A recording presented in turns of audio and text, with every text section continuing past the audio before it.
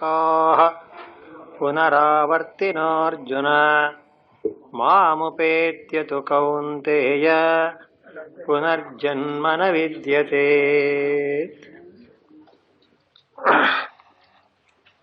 ಶ್ರೋತೃಗಳಲ್ಲಿ ವಿಜ್ಞಾಪನೆ.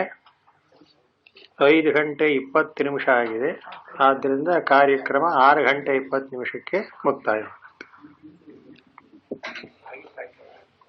ಭಗವದ್ಗೀತೆಯ 8ನೇ ಅಧ್ಯಾಯವನ್ನು ವಿಚಾರ ಮಾಡ್ತಾ ಇದ್ದೇವೆ. ಈ ಅಧ್ಯಾಯದಲ್ಲಿ ವಿಶೇಷವಾಗಿ ಭಗವಂತ ಉಪಾಸನೆಯ ವಿಚಾರವನ್ನೇ ಪ್ರಸ್ತಾಪ ಮಾಡಿ ಹೇಳಿದ್ದಾನೆ. ಮತ್ತೆ ಜ್ಞಾನಕ್ಕೂ ಉಪಾಸನೆಗೂ ಇರತಕ್ಕಂಥ ಒಂದು ವ್ಯತ್ಯಾಸವನ್ನು ಹೇಳ್ತಾರೆ. ಏನು ಅಂದರೆ, ಎರಡೂ ಭಗವಂತನೇ ಕುರಿತದ್ದು. ಕರ್ಮವಾಗಲಿ, ಉಪಾಸನೆಯಾಗಲಿ, ತತ್ವಜ್ಞಾನವಾಗಲಿ ಎಲ್ಲವೂ. ಜ್ಞಾನವನ್ನು ಪಡೆದು ಬಿಟ್ಟರೆ ಮತ್ತೆ ಪುನರಾವೃತ್ತಿ ಇಲ್ಲ ಅಂತ. ಇನ್ನು ಮತ್ತೆ ಈ ಜೀವರಾಶಿಗಳ ಕೋಟೆಗೆ ಸೇರಿಕೊಂಡು ಯಾವುದೇ ಒಂದು ಜನ್ಮವನ್ನು ಎತ್ತತಕ್ಕಂಥ ಸಂದರ್ಭ ಇರೋದಿಲ್ಲ. ಆದ್ದರಿಂದ ಜ್ಞಾನದ ಫಲ ಬಹಳ ದೊಡ್ಡದು. ನಹಿ ಜ್ಞಾನೇನ ಸದೃಶಂ ಅಂತಲೇ ಭಗವಂತ ಹೇಳಿದ್ದಾನೆ. ಅದಕ್ಕಿಂತ ಬಾಕಿ ಇದು ಉಪಾಸನೆಯಾಗಲಿ, ಕರ್ಮವಾಗಲಿ, ಅವೆಲ್ಲ ಕರ್ಮದಿಂದ ಉಂಟಾದಂಥ ಯಾವ ಫಲವೂ ಕೂಡ ಶಾಶ್ವತವಲ್ಲ. ಉಪನಿಷತ್ನಲ್ಲಿ ಒಂದು ಮಾತಿದೆ ನೋಡಿ, ತದ್ಯಥೇಹ ಕರ್ಮಜಿತೋ ಲೋಕಃ ಕ್ಷೀಯತೆ ಏವಮೇವ ಅಮೂತ್ರ ಪುಣ್ಯಜಿತೋ ಲೋಕಃ ಕ್ಷೀಯತೆ. ನಾವೊಂದು ಕರ್ಮಾನುಷ್ಠಾನವನ್ನು ಮಾಡಿ ಏನಾದ್ರು ಪುಣ್ಯ ಸಂಪಾದನೆ ಮಾಡಿದರೆ ಆ ಪುಣ್ಯ ಭೋಗಿಸ್ತಾ ಕ್ಷೀಣವಾಗಿ ಹೋಗುತ್ತೆ. ಅದೇ ರೀತಿ ಉಪಾಸನಾದಿಗಳನ್ನು ಮಾಡಿದರೂ ಕೂಡ, ದೇವತಾಪಾಸನೆಗಳನ್ನು ಮಾಡಿ ಸಿದ್ಧಿ ಮಾಡಿಕೊಂಡು ಯಾವುದೋ ಪುಣ್ಯಲೋಕಕ್ಕೆ ಒಂದು ವೇಳೆ ಹೋಗಿದ್ದರೂ ಕೂಡ ಆ ಪುಣ್ಯ ಕ್ಷಯವಾಗ್ತಾ ಆಗ್ತಾ ಆಗ್ತಾ ಮತ್ತೆ ಅದೂ ಕೂಡ ಹಿಂದಕ್ಕೆ ಬರುತ್ತೆ. ಇದು ಯಾಕೆ ಹೇಳ್ತಾರೆ ಅಂದರೆ, ಜ್ಞಾನದಿಂದ ಪಡೆಯತಕ್ಕಂಥ ಶಾಶ್ವತವಾದ ಒಂದು ಪದವಿ ಈ ಕರ್ಮೋಪಾಸನೆಗಳಿಂದ ಸಿಗೋದಿಲ್ಲ ಅಂತ ಅರ್ಥ. ಇದನ್ನು ಹೀಗೂ ಹೇಳಬಹುದು. ಈಗೊಬ್ಬ ಮನುಷ್ಯ ದಡ್ಡನಾಗಿರ್ತಾನೆ ಅಂತ ಹೆಚ್ಚುಕೊಳ್ಳಿ, ಅವನು ತಿಳುವಳಿಕೆಯನ್ನು ಸಂಪಾದನೆ ಮಾಡ್ತಾನೆ. ಯಾವಾಗ ಸ್ವಲ್ಪ ವಯಸ್ಸಾಗ್ತಾ ವಿಚಾರ ಮಾಡಿ ಜ್ಞಾನಿಗಳ ಜೊತೆ ಬೆರೆತು ಯಾವುದೇ ತಿಳುವಳಿಕೆ ಆಗಲಿ, ಲೌಕಿಕವಾದ್ಯ ಆಗಲಿ, ಶಾಸ್ತ್ರೀಯವಾದ್ಯ ಆಗಲಿ, ತಿಳುವಳಿಕೆ ಸಂಪಾದನೆ ಮಾಡ್ತಾರೆ. ಈಗ ಅವರನ್ನು ದಡ್ಡನನ್ನಾಗಿ ಮಾಡಿ ನೋಡೋಣ, ಹಾಗಾದ್ರೆ ಆಗುತ್ತೆ?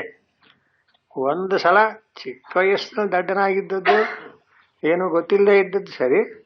ಆದರೆ ಅವನ ಅಜ್ಞಾನವನ್ನು ಜ್ಞಾನದಿಂದ ಮೆಲ್ಲಗೆ ಸರಿಸ್ತಾ ಒಂದಾರೊಂದು ತಿಳುವಳಿಕೆಯ ಮಜಲಲ್ಲಿ ನಿಂತ ಮೇಲೆ ಆ ಜ್ಞಾನ ಎಂಥದ್ದು, ಶಾಶ್ವತ. ಇನ್ನು ಎಂದೆಂದಿಗೂ ಅವನು ಪುನಃ ಅಯ್ಯೋ ನಾ ಹಿಂದಿನಂತೆಯೇ ದಡ್ಡನಾಗಿರ್ತೀನಿ ಅಂದ್ರೆ ಆಗುತ್ತೆ? ಅದಕ್ಕೋಸ್ಕರ ಜ್ಞಾನಕ್ಕೆ ಸಮಾನವಾದಂಥ ಇನ್ನೊಂದು ಪುರುಷಾರ್ಥ ಇಲ್ಲ ಅಂತ. ಅದೇ ರೀತಿ ಬ್ರಹ್ಮಜ್ಞಾನಿ ಆಗಿಬಿಟ್ಟ ಅಂದರೆ ಅವನು ಬೇಡ ಅಂದರೂ ಮೋಕ್ಷ ಪಡೆದೇ ಪಡಿತಾನೆ. ಯಾಕೆ ಅಂದರೆ ಜ್ಞಾನದ ಫಲವೇ ಅಂಥದ್ದು. ಅದಕ್ಕೆ ಉಪದೇಶ ಶಾಸ್ತ್ರಗಳು ಒಂದು ಕಡೆ ಸ ನೇಚ್ಛನ್ನಪಿ ಮುಚ್ಯತೆ ಅಂತ. ಅಂದರೆ ಆ ಶ್ಲೋಕನೇ ಹೇಳ್ತೀನಿ. ದೇಹಾತ್ಮಜ್ಞಾನವಜ್ಞಾನಂ ದೇಹಾತ್ಮಜ್ಞಾನ ಬಾಧಕಂ ಆತ್ಮನ್ಯೇವ ಭವೇದ್ಯಸ್ಯ ಸ ನೇಚ್ಛನ್ನಪಿ ಮುಚ್ಯತೆ ಅಂತ ಒಂದು ಶ್ಲೋಕ ಉಪದೇಶ ಶಾಸ್ತ್ರಗಳಿದೆ ಅಂತ ಕಾಣುತ್ತೆ. ಅದರ ಅರ್ಥ ಏನು ಅಂದರೆ, ಜ್ಞಾನ ಅಂದರೆ ಏನು, ಹೇಗಾಗಬೇಕು, ಅದಕ್ಕೆ ಉದಾಹರಣೆ ಕೊಡ್ತಾರೆ. ಈ ದೇಹವೇ ನಾನು ಅನ್ನೋದು ಎಷ್ಟು ಗಟ್ಟಿಯಾಗಿ ದೃಢವಾಗಿ ನಮಗೆ ಗೊತ್ತಾಗಿದೆಯೋ, ಈಗ ನಮಗೆಲ್ಲ ಆತ್ಮಜ್ಞಾನ ಇಲ್ಲ ಅಂತಲ್ಲ, ಇದೆ, ದೇಹಾತ್ಮಜ್ಞಾನ ಇದೆ ಅಷ್ಟೆ. ಈ ದೇಹವೇ ನಾನು ಅನ್ನೋ ಜ್ಞಾನ ಎಲ್ಲರಿಗೂ ಗಟ್ಟಿಮುಟ್ಟಾಗಿದೆ. ಯಾರೂ ಅದರಲ್ಲೇನು ಸಂಶಯ ಪಡೋದೇ ಇಲ್ಲ. ನಾನು ಯಾರು ಅಂದ್ಕೊಡ್ಲೆ ಈಗ ನೋಡಿ, ಏನಂದು ನೋಡೋದು, ದೇಹವನ್ನ. ಆದರೆ ಈ ದೇಹಾತ್ಮಜ್ಞಾನ ಹೇಗೆ ದೃಢವಾಗಿ ಈ ಸ್ಥಿತಿಯಲ್ಲಿ ನನಗೆ ಇದೆಯೋ, ಅದಕ್ಕೆ ಶಂಕರಾಚಾರ್ಯ ಹೇಳ್ತಾರೆ ದೇಹಾತ್ಮಜ್ಞಾನ ಬಾಧಕಂ ಅಂದರು. ಎಷ್ಟರ ಮಟ್ಟಿಗೆ ಈ ದೇಹವೇ ನಾನು ಅಂತಕ್ಕದ್ದು ಎಷ್ಟು ಗಟ್ಟಿಯಾಗಿ ದೃಢವಾಗಿ ಗೊತ್ತಿದೆಯೋ, ಅಷ್ಟೇ ಗಟ್ಟಿಯಾಗಿ ದೃಢವಾಗಿ ಈ ದೇಹ ನಾನಲ್ಲ ಅಂತ ಜ್ಞಾನ ಆಗಬೇಕು. ಇಷ್ಟೇ, ಇನ್ನೇನಿಲ್ಲ. ಮೋಕ್ಷ ಅಂದ್ರೆ ಅಷ್ಟೇನೆ. ಅಜ್ಞಾನದಿಂದ ಆಗಿರತಕ್ಕಂಥ ತಿಳುವಳಿಕೆಯನ್ನು ಜ್ಞಾನದಿಂದ ಕಳ್ಕೊಳ್ಳೋದು. ಆ ದೇಹಾತ್ಮಜ್ಞಾನ ಬಾಧಕಂ ಅಂದ್ರೆ ಈ ದೇಹ ನಾನಲ್ಲ ಅಂತ ಗೊತ್ತಾಗುತ್ತೆ. ನೋಡಿ ಎಷ್ಟು ಕಷ್ಟ ಅಂತ. ಎಂಥೆಂಥ ಸಾಧಕರಿಗೂ ಎಂಥವರಿಗೂ ಬೇರೆ ಯಾವುದಾದ್ರೂ ಅಭಿಮಾನಗಳನ್ನ ಒಂದು ವೇಳೆ ಕಳಚ್ಕೋಬಹುದು. ಈ ದೇಹವೇ ನಾನಲ್ಲ ಅಂತ ಹೇಳಬೇಕಾದ್ರೆ ಅವನಿಗೆ ಎಂಥ ಗಂಡಿರಬೇಕು. ಶಂಕರಾಚಾರ್ಯನೇ ಜ್ಞಾಪಿಸ್ಕೋಬೇಕು, ಇನ್ನೇನಿಲ್ಲ. ಅವರ ಕಥೆಯೊಳಗೆ ಒಬ್ಬ ಯಾವನೋ ಬೈರಾಗಿಯೋ ಮತ್ತೊಬ್ಬನೋ ಬಂದುಬಿಟ್ಟು, ಸ್ವಾಮಿ, ಒಬ್ಬ ಸನ್ಯಾಸಿ ಶರೀರವನ್ನು ಬಲಿ ಕೊಟ್ರೆ ನಮ್ಮ ದೇವಿ ಕೃತಾರ್ಥಳಾಗಿ ನಾನು ಅನುಗ್ರಹ ಮಾಡ್ತಾಳೆ, ಅದಕ್ಕೋಸ್ಕರ ನನಗೆ ಬೇಕಾಗಿದೆ. ನಿಮ್ಮ ಶರೀರ ಹೇಗೋ ಶರೀರ ನಾನಲ್ಲ ಅಂತಿದ್ದೀರಲ್ಲಪ್ಪ. ವೇದಾಂತ ಹಾಕ್ತಾನೆ ಹೇಳೋದು ಈ ಶರೀರ ನಾನಲ್ಲ ಅಂತ. ಅಷ್ಟೇ ಹೇಳುವವರೆಗೆ. ಆಮೇಲೆ ಸ್ವಲ್ಪ ಎಲ್ಲಾದರೂ ಲೇಟ್ ಆದ್ರೆ ಕಷ್ಟ. ಆಹಾರ ಅಂದಮೇಲೆ ಅವನು ಕೇಳ್ತಾನೆ, ಏನು ನೀವು ಜ್ಞಾನಿಗಳು ಸನ್ಯಾಸಿಗಳು ಏನು ಯಾವ ವ್ಯವಹಾರ ಇಲ್ಲ, ಏನಿಲ್ಲ, ಸಂಸಾರ ಇಲ್ಲ, ಎಂಥದ್ದು ಇಲ್ಲ, ನೀವೇ ಹೇಳ್ತಾ ಇದ್ದೀರಿ ದೇಹ ನಾನಲ್ಲ ಅಲ್ಲ ಅಂತ, ನನಗೆ ಕೊಟ್ಬಿಡಿ, ನಾನಾ ದೇವಿಗೆ ಇದನ್ನು ಬಲಿ ಕೊಟ್ಟು ಅಂತ ಅವ್ರು ಹೇಳ್ತಾರೆ. ಆಯ್ತಪ್ಪ, ತಗೊಂಡು ಹೋಗು. ಯಾರು ಹಾಗೆ ಹೇಳೋಕ್ಕೆ ಸಾಧ್ಯ? ಅದೇ ದೇಹಾತ್ಮಜ್ಞಾನ ಬಾಧಕಂ ಅಂತ. ಏನು ಬಾಧ ಆಯ್ತಲ್ಲೇ? ಈ ದೇಹ ನಾನಲ್ಲ ಅನ್ನೋದು ಬರೀ ಬಾಯಿ ಮಾತಲ್ಲ, ಅವರ ಸ್ವರೂಪದಲ್ಲಿ ಅವರ ಅನುಭವದಲ್ಲಿ ಕಂಡುಕೊಂಡಿದ್ರು. ಆಮೇಲೆ ಸಲ ಮುಂದಕ್ಕೆ ಅವನು ಮಾಡಕ್ಕೆ ಹೋಗ್ತಾನೆ, ಅವನನ್ನು ನೃಸಿಂಹಾವತಾರ ಮಾಡಿ ಭಗವಂತನೇ ಸಂಹಾರ ಮಾಡ್ತಾನೆ ಅಂತ ಶಂಕರವೇದದಲ್ಲಿ ಕಥೆ ಇದೆ. ಅವನು ಈ ನನ್ನಲ್ಲ ದೇಹವೆಲ್ಲ ತೊಗೊಂಡು ಹೋಗು ಅಂತ ಯಾವಾಗಂದ್ರೂ ತೊಗೊಂಡು ಹೋದ. ಇನ್ನೇನು ಹೊಡಿಬೇಕು, ಬಲಿ ಕೊಡಬೇಕು ಅನ್ನೋ ಸ್ಥಿತಿ ಒಳಗೆ ಭಗವಂತನೇ ಅವತಾರ ಮಾಡಿ ಆ ಇವನನ್ನೇ ಕೊಂದು ಹಾಕ್ಬಿಟ್ಟ ಅಂತ ಶಂಕರವೇದ ಕಥೆ ಇದು. ಒಳ್ಳೆ ವಿಷಯ ಏನಾಯ್ತು ಈಗ? ಎಷ್ಟು ಕಷ್ಟ ನೋಡಿ. ಏನಂತ? ಈ ದೇಹ ನಾನಲ್ಲ ಅಂತ ಎಷ್ಟು ಎಚ್ಚರಿಕೆಯಿಂದ, ಎಷ್ಟು ವಿಶೇಷವಾಗಿ ಅನುಭವದಿಂದ ತಿಳ್ಕೋಬೇಕು. ಹಾಗಿಲ್ಲ ಅಂದರೆ ಈಗ ಹೇಳೋದೇನೆ ಏನು? ಕಿಂ ಪುನಸ್ತತ್ತೋ ಅನ್ಯತ್ ಪ್ರಾಪ್ತ ಪುನರಾವರ್ತಂತೆ ಅಂತ ಒಂದು ಆಕ್ಷೇಪ ಹಾಕಿದ್ದಾರೆ. ಅಂದರೆ ಸಂಬಂಧ ಹಿಂದಕ್ಕೆ ಎಲ್ಲರೂ ಕೂಡ ತಮ್ಮ ತಮ್ಮ ಕರ್ಮಾನುಗುಣವಾಗಿ ಆಯಾ ಫಲಗಳನ್ನು ಅನುಭವಿಸೋದಕ್ಕೆ ಹೋಗ್ತಾರೆ, ಪುಣ್ಯಲೋಕಕ್ಕೆ ಹೋಗ್ತಾರೆ ಅಂತ ಇಟ್ಕೊಳ್ಳಿ. ಆದರೆ ಅದು ಶಾಶ್ವತವಲ್ಲ ಅಂತ. ಯಾಕೆ ಫಾರಿನ್ ಹೋದರೆ ಇಷ್ಟು ದಿವಸ ಅಂತ, ಇಷ್ಟು ತಿಂಗಳು ಅಂತಲೋ ಏನೋ ಒಂದು ಕೊಟ್ಟಿರ್ತಾರೆ ಚೀಟಿ, ಅದು ಮುಗೀತು ಅಂದ್ಕೊಳ್ಳೆ ಪುನರಾವರ್ತಿಯೇ ಆಗೋಯ್ತು. ಹಾಗೆ ಪುಣ್ಯ ಮುಗೀತು ಅಂದ್ಕೊಳ್ಳೆ ಅಥವಾ ಪಾಪ ಮುಗೀತು ಅಂದ್ಕೊಳ್ಳೆ ಆ ಬ್ರಹ್ಮಭುವನ ಲೋಕಾ ಪುನರಾವರ್ತಿನೋ ಅರ್ಜುನ. ಹೇ ಅರ್ಜುನ, ಬ್ರಹ್ಮಲೋಕ ಪರ್ಯಂತವಾದ, ಬ್ರಹ್ಮಲೋಕ ಅಂದ್ರೆ ಅದು ಬಹಳ ಕಾಲ ಇರತಕ್ಕದ್ದು ಅಂತ. ಶಾಶ್ವತ ಬ್ರಹ್ಮಲೋಕಾವಾಪ್ತಿರಸ್ತು ಅಂತೆಲ್ಲ ಮಂತ್ರದಲ್ಲಿ ಹೇಳ್ತೇವೆ ನಾವು. ಅಲ್ಲಿ ಹೋಗ್ಬಿಟ್ರೆ ಶಾಶ್ವತ, ಪುನರಾವರ್ತಿ ಇಲ್ಲ ಅಂತ. ಪುನರಾವರ್ತಿಯಿಂದ ಹಿಂದಕ್ಕೆ ಬರೋದಿಲ್ಲ, ಬ್ರಹ್ಮಲೋಕ ಸೇರಿಬಿಟ್ರೆ ಅಂತ ಅಲ್ಲಿ ವಾಕ್ಯಕ್ಕೆ ಅರ್ಥ ಸರಿ. ಅಲ್ಲಿ ಸ್ವಾರಸ್ಯವೇನು ಅಂದರೆ ಬ್ರಹ್ಮಲೋಕದಿಂದ ಹಿಂದೆ ಬರೋಲ್ಲ ಅಂದರೆ ಬ್ರಹ್ಮನೇ ಹಿಂದಕ್ಕೆ ಬರುವಾಗ ಅವನ ಜೊತೆ ಬರ್ಬೇಕಾಗುತ್ತೆ. ಒಂದೊಂದು ಕಲ್ಪಕ್ಕೆ ಒಬ್ಬೊಬ್ಬ ಬ್ರಹ್ಮ ಅಂದರೆ ಎಷ್ಟು ಕಾಲ ಇರಬಹುದು? ಒಂದು ಕಲ್ಪಕಾಲ ಇರ್ಬೋದು ಅಷ್ಟೇ. ಅದು ಶಾಶ್ವತ ಅಂದ್ರೆ ನೀವು ಅಲ್ಲೇ ಇರ್ತೀವಿ ಅಂದ್ರೆ ಆಗೋದಿಲ್ಲ. ಮತ್ತೇನಾಗುತ್ತೆ? ಪುನರಾವರ್ತಿನೋ ಅರ್ಜುನ. ಅದಕ್ಕೆ ಹೇಳ್ತಾನೆ ಆ ಬ್ರಹ್ಮಭುವನಾತ್ ಭವಂತಿ ಅಸ್ಮಿನ್ ಭೂತಾನೀತಿ ಭುವನ. ಭುವನ ಅಂದರೆ ಎಲ್ಲ ಜೀವರುಗಳು ಎಲ್ಲಿ ವಾಸ ಮಾಡ್ತಾರೋ ಅದನ್ನು ಭುವನ ಅಂತಾರೆ, ಪ್ರಪಂಚ ಅಂತ ಕರೀತಾರೆ. ಬ್ರಾಹ್ಮಣೇ ಭುವನಂ ಬ್ರಹ್ಮಭುವನಂ ಬ್ರಹ್ಮಣ ಅಂತಿರಿ. ಬ್ರಹ್ಮಣ ಭುವನಂ ಬ್ರಹ್ಮಭುವನಂ. ಬ್ರಹ್ಮಲೋಕ ಅನ್ನೋದು ಹೇಗೆ ಅಂದರೆ ಅದು ಬಹಳ ದೀರ್ಘಕಾಲ ಇರ್ತಕ್ಕಂಥದ್ದು. ಅದಕ್ಕೆ ಮುಂದೆ ಶ್ಲೋಕ ಬರುತ್ತೆ, ಸಹಸ್ರಯುಗ ಪರ್ಯಂತಂ ಅಹರಿಯತ್ ಬ್ರಹ್ಮಣೋ ವಿದುಹು ರಾತ್ರಿಂ ಯುಗ ಸಹಸ್ರಾಂತಂ ತೇಹೋ ರಾತ್ರಿವಿದೋ ಜನಾ. ಬ್ರಹ್ಮಲೋಕದ ಒಂದಾನೊಂದು ಹಗಲು ರಾತ್ರಿಗಳನ್ನು ಅಳತೆ ಮಾಡ್ತಾರೆ. ಹೇಗೆ ಅಂದರೆ ನಮಗೆ 1,000 ಯುಗಗಳು, ವರ್ಷಗಳಲ್ಲ 1000 ಯುಗಗಳು. ಒಂದೊಂದು ಯುಗಕ್ಕೆ ಎಷ್ಟೆಷ್ಟೋ ಲಕ್ಷ ವರ್ಷ ಇರುತ್ತೆ. ಅಂಥ 1,000 ಯುಗಗಳು ಕಳೆದ್ರೆ ಬ್ರಾಹ್ಮಣಿಗೆ ಒಂದು ಹಗಲಾಗುತ್ತಂತೆ. ಏನು ಲೆಕ್ಕ ಅದೇನು ಗುಣಾಕಾರ ಮಾಡೋಕ್ಕೆ ಕೂಡ ಬರೋಲ್ಲ ಅದು. ಸಾಧ್ಯ ಸಹಸ್ರ ಯುಗ. ಸರಿ, ಥ್ಯಾಂಕ್ಸ್. 432 ಕೋಟಿ ವರ್ಷಗಳ ಕಾಲ ಬ್ರಹ್ಮಲೋಕದಲ್ಲಿ ಇದ್ರೂ ಮುಗಿದೋಗ್ಬಿಡುತ್ತೆ. ಇಂಥದ್ದು ಬ್ರಹ್ಮನ ಒಂದು ಹಗಲು ರಾತ್ರಿ ಅಂತ ಇಂಥ ಬ್ರಹ್ಮಲೋಕಕ್ಕೆ ಹೋದರೂ ಆ ಬ್ರಹ್ಮಭುವನ ಸಹ ಬ್ರಹ್ಮಭುವನೇನ ಲೋಕಾ ಸರ್ವೇ ಪುನರಾವರ್ತಿನ, ಅಲ್ಲಿಂದಲೂ ಕೂಡ ಹಿಂತಿರುಗಿ ಬರಬೇಕಾಗುತ್ತೆ ಅಂತ. ಯಾಕೆ ಅಂದರೆ ಯಾವ ಬ್ರಹ್ಮನನ್ನ ಅಲ್ಲಿ ಭಗವಂತ ಅಪಾಯಿಂಟ್ ಮಾಡಿರ್ತಾನೋ ಅವನಿಗೂ ರಿಟೈರ್, ಅವನು ವಾಪಸ್ ಬರಬೇಕು. ಅವನ್ನೇನು ಬಿಡೋದ, ಇಷ್ಟು ವರ್ಷ ಅಂತ ಇರುತ್ತೆ ನೋಡಿ, ಅದು ಕೂಡಲೇ ಬ್ರಹ್ಮನ ಸಮೇತವಾಗಿ ಹಿಂದಕ್ಕೆ ಬರಬೇಕಾಗುತ್ತದೆ. ಹೀಗೆ ಪುನರಾವರ್ತಿಯನ್ನು ಹೊಂದತಕ್ಕಂಥ ಈ ಜಗತ್ತು ನಿತ್ಯವೋ ಅನಿತ್ಯವೋ ಹೇಳಿ. ದೀರ್ಘಕಾಲ ಇದ್ಬಿಟ್ರೆ ನಿತ್ಯ ಅಂತ ಹೇಳಕ್ ಬರುತ್ತೆ, ಹೆಚ್ಚು ಕಾಲ ಇರುತ್ತೆ ಅಂತ ಅಷ್ಟೇ. ಆದ್ದರಿಂದ ಇದು ಯಾವುದು ಕೂಡ ನಿತ್ಯವಲ್ಲ, ಶಾಶ್ವತವಲ್ಲ ಅಂತ ಹೇಳ್ದ. ಹಾಗಾದ್ರೆ ಯಾವುದು ಶಾಶ್ವತ? ಮಾಮುಪೇತ್ಯತು ಕೌಂತೇಯ ಪುನರ್ಜನ್ಮನ ವಿದ್ಯತೆ. ಹೀಗೆ ಜಗತ್ತೆಲ್ಲ ಸೃಷ್ಟಿಯೆಲ್ಲ ಪುನರಾವರ್ತಿ ಉಳ್ಳದ್ದು, ಅಂದರೆ ತಿರುಗ್ತಾ ಇರುತ್ತೆ. ಸೃಷ್ಟಿ ಸ್ಥಿತಿ ಲಯ, ಸೃಷ್ಟಿ ಸ್ಥಿತಿ ಲಯ ಅಂತ ಚಕ್ರಾಕಾರವಾಗಿ ಸಂಸಾರ ಚಕ್ರ ತಿರುಗ್ತಾ ಇರುತ್ತೆ. ಬ್ರಹ್ಮ ಲೋಕದವರೆಗೂ ಬ್ರಹ್ಮಲೋಕನು ಸೇರಿಸ್ಕೊಂಡೇನೆ ಇಷ್ಟು. ಇದೇನು ತೋರಿಸುತ್ತೆ ಅಂದರೆ ನೀವು ಏನೇ ಸತ್ಕರ್ಮಗಳನ್ನು ಮಾಡಿ, ತಪಸ್ಸು ಮಾಡಿ ಅಥವಾ ಯೋಗ ಮಾಡಿ, ಯಾವುದೇ ಒಂದಾನೊಂದು ಫಲರೂಪವಾಗಿ ನೀನು ಪಡ್ಕೊಂಡಂಥ ಯಾವ ಪುಣ್ಯವೋ ಮೆಲ್ಲ ಕ್ಷಯವಾಗ್ತಾ ಆಗ್ತಾ ಆಗ್ತಾ ಬ್ರಹ್ಮಲೋಕದವರೆಗೂ ಹೋದರೂ ಮತ್ತೆ ಹಿಂದಕ್ಕೆ ಬರುತ್ತೆ.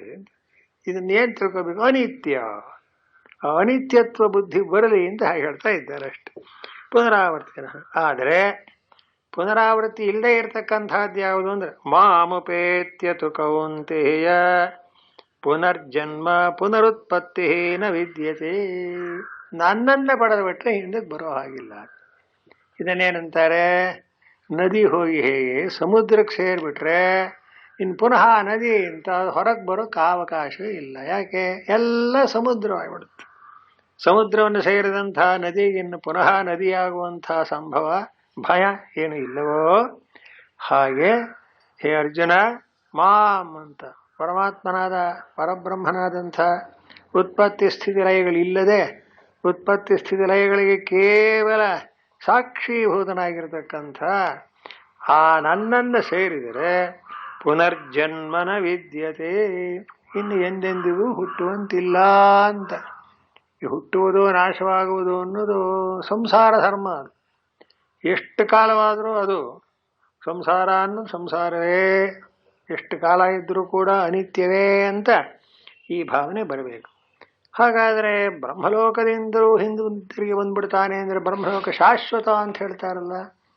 ಎಷ್ಟೋ ಸಲ ಈ ಶ್ರಾದ್ದಾದಿ ಕರ್ಮಗಳು ಪುನರಾವೃತ್ತಿರಹಿತ ಶಾಶ್ವತ ಬ್ರಹ್ಮಲೋಕಾವಾಪ್ತಿರಸ್ಥಿತಿ ಭವಂತೋ ಬ್ರುವಂತೋ ಅಂತ ಹೇಳ್ತಾನೆ ಯಜಮಾನ.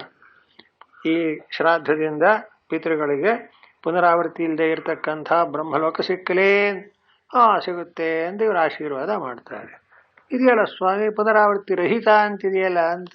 ಅದು ಆಪೇಕ್ಷಿಕ. ಆಪೇಕ್ಷಿಕ ಅಂದ್ರೇನು? ನಮಗಿಂತ ಪುನರಾವೃತ್ತಿ ಒಳಗೆ ಸ್ವಲ್ಪ ತಡ ಅಂತಲೇ ಹೊರತು ಪರಿಪೂರ್ಣವಲ್ಲ. ಹಾಗಾದರೆ ಎಷ್ಟು ಕಾಲ ಇರುತ್ತೆ? ನಮಗೊಂದು ಹಗಲು ರಾತ್ರಿ ಆಗುತ್ತೆ, 360 ಹಗಲು ರಾತ್ರಿ ಸೇರಿ 1 ವರ್ಷ ಆಗುತ್ತೆ. ಇದೆಲ್ಲ ಕ್ಯಾಲೆಂಡ್ರು ಲೆಕ್ಕಾಚಾರ ಎಲ್ಲ ಸರಿ ಆದಂಥ 100 ವರ್ಷಗಳ ಆಯುಷ್ಯ ಇದೆ ಎಲ್ಲ ಇಟ್ಕೊಳ್ಳೋಣ. ಬ್ರಹ್ಮಂದು ಹೇಗೆ ಸ್ವಾಮಿ? ಹಾಗಾದರೆ ಕೇಳಿ, ಬ್ರಹ್ಮನ ಹಗಲು ಅಂದ್ರೇನು, ಬ್ರಹ್ಮನ ರಾತ್ರಿ ಅಂದ್ರೇನು ಅದನ್ನು ಹೇಳ್ತಾನೆ ಭಗವಂತ. ಸಹಸ್ರಯುಗ ಪರ್ಯಂತಂ ಅಹರಿ ಯದ್ಬ್ರಹ್ಮಣೋ ವಿದುಃ ರಾತ್ರಿಂ ಯುಗ ಸಹಸ್ರಾಂತ ತೇಹೋ ರಾತ್ರವಿದೋ ಜನೋ. ಬ್ರಹ್ಮಲೋಕ ಸಹಿತಾ ಲೋಕಾ ಅಕಸ್ಮಾತ್ ಪುನರಾವರ್ತಿನಃ. ಆ ಹಿಂದಿನ ಶ್ಲೋಕಕ್ಕೂ ಸಂಬಂಧವನ್ನು ಹೇಳ್ತಾರೆ. ಬ್ರಹ್ಮಲೋಕ ಅನ್ನೋದು ಪುನರಾವರ್ತಿ ಉಳ್ಳದ್ದು ಅಂತ ಹೇಳಿದ್ರಲ್ಲ, ಅಕಸ್ಮಾತ್ ಅಂತಾರೆ. ಯಾಕೆ ಅಂತ. ಯಾಕೆ ಅಂದರೆ ಇಷ್ಟೇ ಉತ್ತರ. ಅದು ಕೂಡ ಒಂದಾನೊಂದು ಕಾಲದ ಚೌಕಟ್ಟಿಗೆ ಒಳಪಟ್ಟಿದೆ. ಯಾವ್ಯಾವುದು ಕಾಲದ ಚೌಕಟ್ಟಿಗೆ ಒಳಪಟ್ಟಿದೆಯೋ ಅದೆಲ್ಲವೂ ಅನಿತ್ಯ ಅಂತ. ಯಾಕೆ? ಆ ಕಳೀತು ಅಂದರೆ ಅದರ ಕಥೆ ಮೊದಲು. ಬ್ರಹ್ಮಲೋಕಕ್ಕೂ ಕಾಲದ ಚೌಕಟ್ಟಿದೆಯೇ ಅಂದರೆ ಇದೆ. ಏನು ಕಾಲ ಚೌಕಟ್ಟು ಅಂತ ನಮಗೆ ಹೇಗಿದೆ ನೋಡಿ ಲೋಕದಲ್ಲಿ. ಮನುಷ್ಯನಿಗೆ 100 ವರ್ಷ ಅಂತಾರೆ. 100 ವರ್ಷ ಅಂದರೆ 1 ವರ್ಷಕ್ಕೆ ಎಷ್ಟು ದಿವಸ? 365 ದಿವಸ. ಆಯ್ತು. ಒಂದಿನ ಅಂದ್ರೇನು? 1 ಹಗಲು 1 ರಾತ್ರಿ ನೋಡಿ ನಿರಂತರವಾಗಿ ಆಗ್ತಾ ಇದೆ. ಕಾಲ ಹೋಗ್ತಾ ಇದೆ. ಅದಕ್ಕೆ ಶಂಕರಾಚಾರ್ಯ ಕಾಲ ಕ್ರೀಡತಿ ಗಚ್ಚತ್ಯಾಯೋ ಅಂತ. ಕಾಲ ಕಳೆದು ಹೋಗ್ತಾರೆ, ಆಯುಸ್ ಕಳೀತಾ ಇದೆ. ಆದರೆ ಅವ್ರು ಮುಂದಕ್ಕೆ ಹೇಳೋದೇನು, ತದಪಿ ನಮುಂಚ ತ್ಯಾಶಾವಾಯು ಅಂತ. ಮನುಷ್ಯನ ಆಸೆ ಮಾತ್ರ ಕರಗೋದೇ ಇಲ್ವಲ್ಲಪ್ಪ, ಏನು ಮಾಡೋಣ, ಕಾಲ ಕಳೆದು ಹೋಗ್ತಾ ಇದೆಯಾ. ಅದಿರಲಿ, ಒಟ್ಟಿನಲ್ಲಿ ಇಡೀ ಸೃಷ್ಟಿಯೆಲ್ಲ ಬ್ರಹ್ಮನ ಸಮೇತವಾಗಿ, ಸೃಷ್ಟಿಕರ್ತನಾದ ಬ್ರಹ್ಮನ ಸಮೇತವಾಗಿ ಕಾಲವಶವಾಗಿದೆ ಅಂದರು.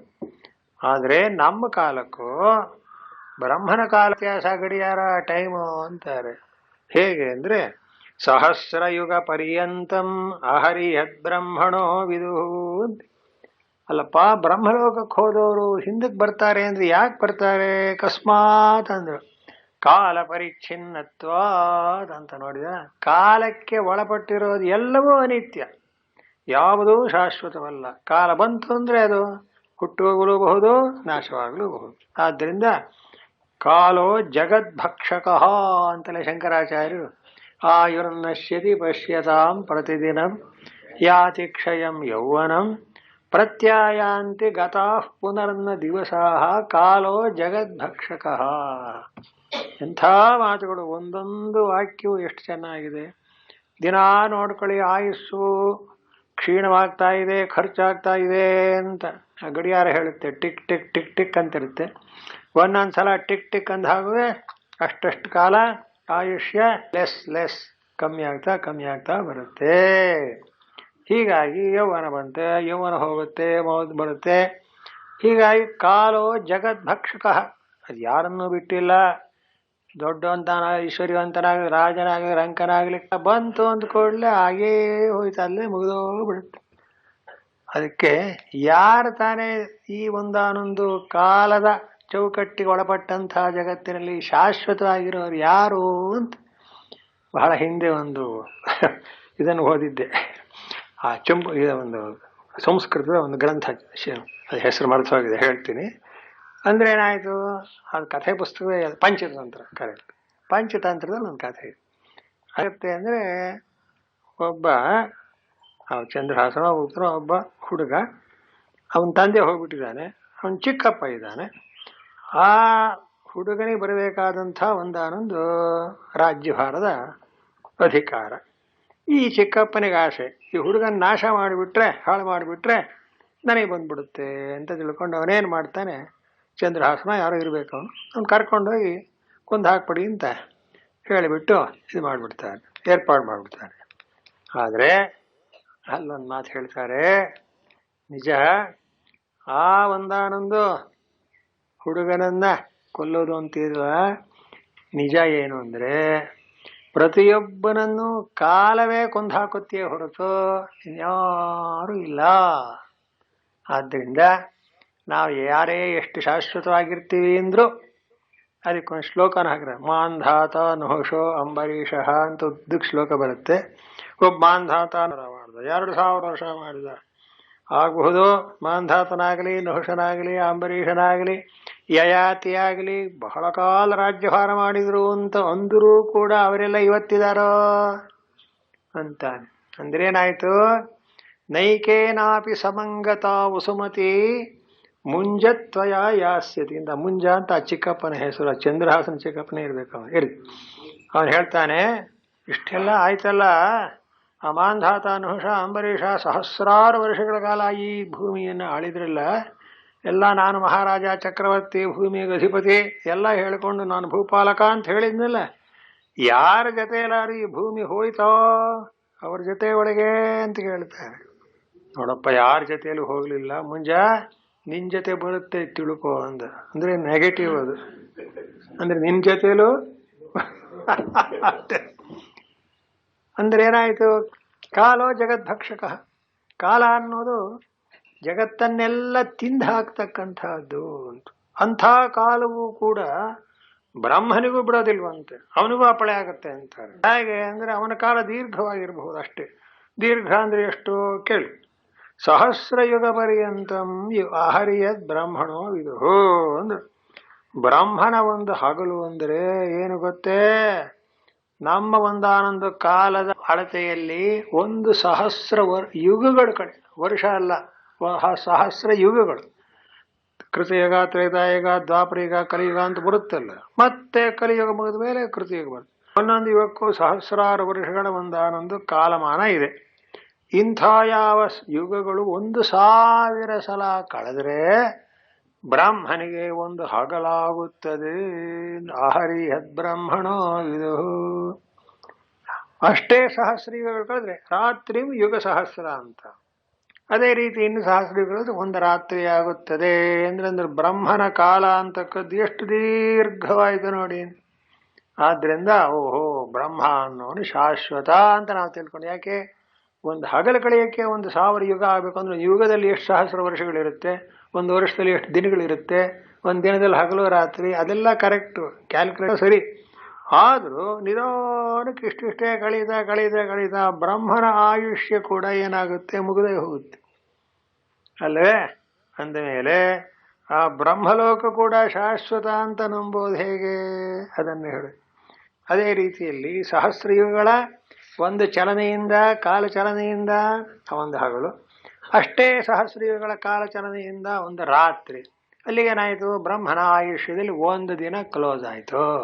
ಇಂಥದ್ದು ಬೇಕಾದ್ರೆ 365 ದಿನಕ್ಕೆ ಒಂದು ವರ್ಷ.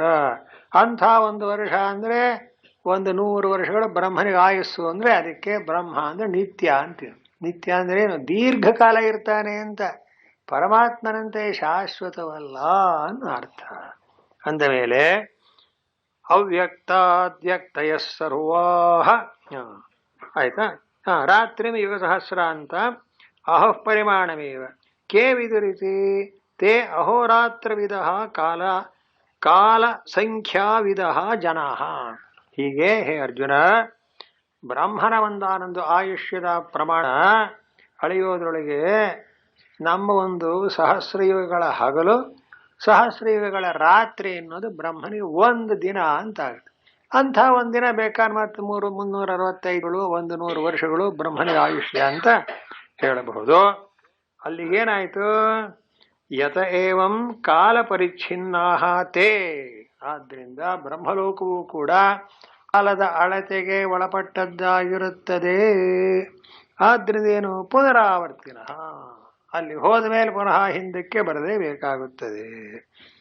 ಪ್ರಜಾಪತೆಯರಹನಿ ಭವತಿ ರಾತ್ರೋಚ ತದುಚ್ಯತೆ ಅಂತ. ಈಗ ನೋಡಿ, ಆ ಚತುರ್ಮುಖ ಬ್ರಹ್ಮನ ಹಗಲು ರಾತ್ರಿಗಳು ಅಂತ ಹೇಳಿದ್ದರ ಉದ್ದೇಶವೇನು ಅಂದರೆ, ಹಾಗಾದ್ರೆ ಆ ಬ್ರಹ್ಮನ ಹಗಲಿನಲ್ಲಿ ಏನ್ ನಡೆಯುತ್ತೆ, ರಾತ್ರಿಯಲ್ಲಿ ಏನ್ ನಡೆಯುತ್ತೆ ಅಂದರೆ ತದುಚ್ಯತೆ. ಅದನ್ನು ಹೇಳ್ತಾನೆ ಭಗವಂತ. ಅವ್ಯಕ್ತಾದ್ಯಕ್ತ ಯಸ್ಸರ್ವಾಹ ಪ್ರಭವಂತ್ಯಹರಾಗಮೆ ರಾತ್ರ್ಯಾಗಮೆ ಪ್ರಲೀಯಂತೆ ತತ್ವಾವ್ಯಕ್ತ ಸಂಜ್ಞಕೆ. ಅವ್ಯಕ್ತ ಅವ್ಯಕ್ತ ಅಂದ್ರೆ ಕಾಣದೇ ಇರೋದು, ಮರೆಯಾಗಿರೋದು ಅಂತ ಅರ್ಥ. ಇಲ್ಲಿ ಏನರ್ಥ ಮಾಡ್ತಾರೆ, ಅವ್ಯಕ್ತಂ ಪ್ರಜಾಪತೆ ಸ್ವಾಪಾವಸ್ಥಾ ಅಂತ. ಅಂದ್ರೆ ಬ್ರಾಹ್ಮಣಿಗೆ ಯಾವುದನ್ನ ರಾತ್ರಿ ಅಂತ ನಾವು ಕರಿತೇವೆಯೋ ಅದು ಬ್ರಾಹ್ಮಣ. ಸ್ವಾಪಾವಸ್ಥಾ ಅಂದ್ರೇನು, ಅವನು ಕೂಡ ಎಲ್ಲರಂತೆ ವಿಶ್ರಾಂತಿ ಮಾಡ್ತಾ ಮಲಗಿರ್ತಾನೆ ಅಂತ ಅರ್ಥ. ಬ್ರಹ್ಮನ ಒಂದಾನೊಂದು ರಾತ್ರಿ ಅಂದ್ರೆ ಅವನು ನಿದ್ರೆ ಮಾಡತಕ್ಕಂಥ ಕಾಲ. ತಸ್ಮಾತ್ ಅಂತ ಅವ್ಯಕ್ತಾತ್ ವ್ಯಕ್ತಯ ವ್ಯಜ್ಯಂತೆ ಇತಿ ವ್ಯಕ್ತಯ ಸ್ಥಾವರ ಜಂಗಮ ಲಕ್ಷಣ ಸರ್ವಾ ಪ್ರಜಾ ಪ್ರಭವಂತಿ ಅಭಿವ್ಯಜ್ಯಂತೆ ಅಂದ್ರೆ ಅವ್ಯಕ್ತದಿಂದ ವ್ಯಕ್ತವಾಗುತ್ತವೆ ಅಂತ ವಾಕ್ಯದ ಅರ್ಥ. ಅವ್ಯಕ್ತಾನಕ್ಕೆ ಇಲ್ಲಿ ಏನು ಅರ್ಥ ಮಾಡಿದ್ರು, ಬ್ರಹ್ಮನ ರಾತ್ರಿ ಅಂದ್ರು. ಸ್ವಲ್ಪ ವೇದಾಂತ ತತ್ವ ಇದರಲ್ಲಿ ಅಡಕವಾಗಿದೆ, ಅದನ್ನು ನಿಧಾನಕ್ಕೆ ಕೇಳಿ. ಅವ್ಯಕ್ತ ಅಂದ್ರೆ ಹೇಗೆ, ಪ್ರಜಾಪತಿ ಬ್ರಹ್ಮನ ಸ್ವಾಪಾವಸ್ಥಾ, ನಿದ್ರೆ ಮಾಡೋ ಕಾಲ. ಆ ನಿದ್ರೆ ಮಾಡತಕ್ಕಂಥ ಬ್ರಹ್ಮನ ಒಂದಾನೊಂದು ಕಾಲದಲ್ಲಿ ಜಗತ್ತೇನಾಗಿರುತ್ತೆ, ಅವನೆಲ್ಲ ಅಡಕವಾಗಿರುತ್ತೆ. ಇದು ನಮಗೂ ಉಂಟು. ಇದನ್ನೇ ಅವಸ್ಥಾತ್ರಯ ಅಂತ ಪ್ರಕ್ರಿಯೆ ಹೇಳೋದು ನಾವು. ಈಗ ನಾವು ಮಲಗಿರ್ತೇವೆ, ಮಲಗಿದ್ದು ಪ್ರಪಂಚ ಏನಾಗುತ್ತೆ, ಎಲ್ಲ ನಮ್ಮೊಳಗೆ ಅಡಕವಾಗಿರುತ್ತೆ. ಇದು ವೇದಾಂತಿಗಳು ಹೇಳೋದು.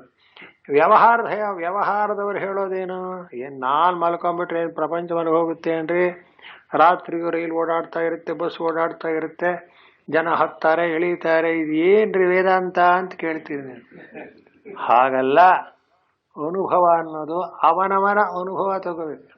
ಏನಾದರೂ ಆಗಲಿ, ಈಗ ನಾವು ಅಷ್ಟು ಹೇಳ್ತೀವಲ್ಲ, ಏನಂತ, ನಾನು ರಾತ್ರಿ ಮಲಗಿದ್ರೆ ಜಗತ್ ಮಲಗಿರುತ್ತೆ, ಕೆಲಸ ಮಾಡ್ತಾನೆ ಇರುತ್ತೆ. ಲೈಟ್ ಡ್ಯೂಟಿ ಮಾಡೋರು ಇರೋದಿಲ್ವೇ, ಪೊಲೀಸ್ನವ್ರು ಇರೋದಿಲ್ವೇ, ಎಲ್ಲ ಹೇಳ್ತೀವಿ ನಿಜ. ಸಮನ್ವಯ ಮಾಡಿ ನೋಡೋಣ ಹಾಗಾದ್ರೆ ಏನಂತ. ಅದೆಲ್ಲ ಇದ್ದ ಮೇಲೆ ರಾತ್ರಿ ನಿಮ್ಮ ಒಂದು ಕನಸಿನಲ್ಲೂ ನಿಮ್ಮ ನಿದ್ರೆ ಒಳಗೂ ಅವೆಲ್ಲ ಕಾಣಬೇಕೋ ಬೇಡವೋ? ಕಾಣುತ್ತೆ. ಅಂದ್ರೆ ಅರ್ಥ ಏನು? ಅನುಭವದ ದೃಷ್ಟಿಯಿಂದ ಮಾತನಾಡಿ ತರ್ಕ ಮಾಡಿದ್ರೆ ಉಪಯೋಗವಿಲ್ಲ ಅಂತ. ಇದನ್ನ ಇಂಡಿವಿಜುವಲ್ ಪ್ರತಿಯೊಬ್ಬರಿಗೂ ಅನ್ವಯಿಸಬಹುದು. ಹೇಗೆ? ಯಾವನೇ ಮಲ್ಕೊಂಡು ನಿದ್ದೆ ಮಾಡ್ತಾ ಇದ್ರೂ ಅವನಿಗೆ ತಾನು ಹಗಲು ಕಂಡಂತಹ ಜಗತ್ತು ಎಂದೆಂದಿಗೂ ಗೋಚರವಾಗಲ್ಲ. ಗೋಚರ ಮಾಡ್ಕೊಳ್ಳಿ ನೋಡೋಣ. ಇವತ್ತು ಹೇಳಿದ್ದಾರೆ, ನಾಳಿಂದ ನಿದ್ರೆ ಮಾಡುವಾಗಲೂ ಈ ಪ್ರಪಂಚವನ್ನು ಜ್ಞಾಪಿಸ್ಕೋತೀವಿ ಅಂತ ಇಲ್ಲ. ಅಂದ್ರೆ ಒಂದು ಧೈರ್ಯ ಇದೆ. ಏನು? ನಾನು ನಿದ್ದೆ ಮಾಡಿದ್ರು ಪ್ರಪಂಚವೇನು ಹೋಗಲ್ಲ ಅಂತ ಅಷ್ಟು ತಿಳ್ಕೊಂಡಿದ್ದೀವಿ. ಅದು ಬರೀ ನಮ್ಮ ಒಂದು ಭಾವನೆ. ಆದ್ರ ಅನುಭವ ಹೇಗಿದೆ ಅಂತ ಹೇಳ್ತಾರೆ.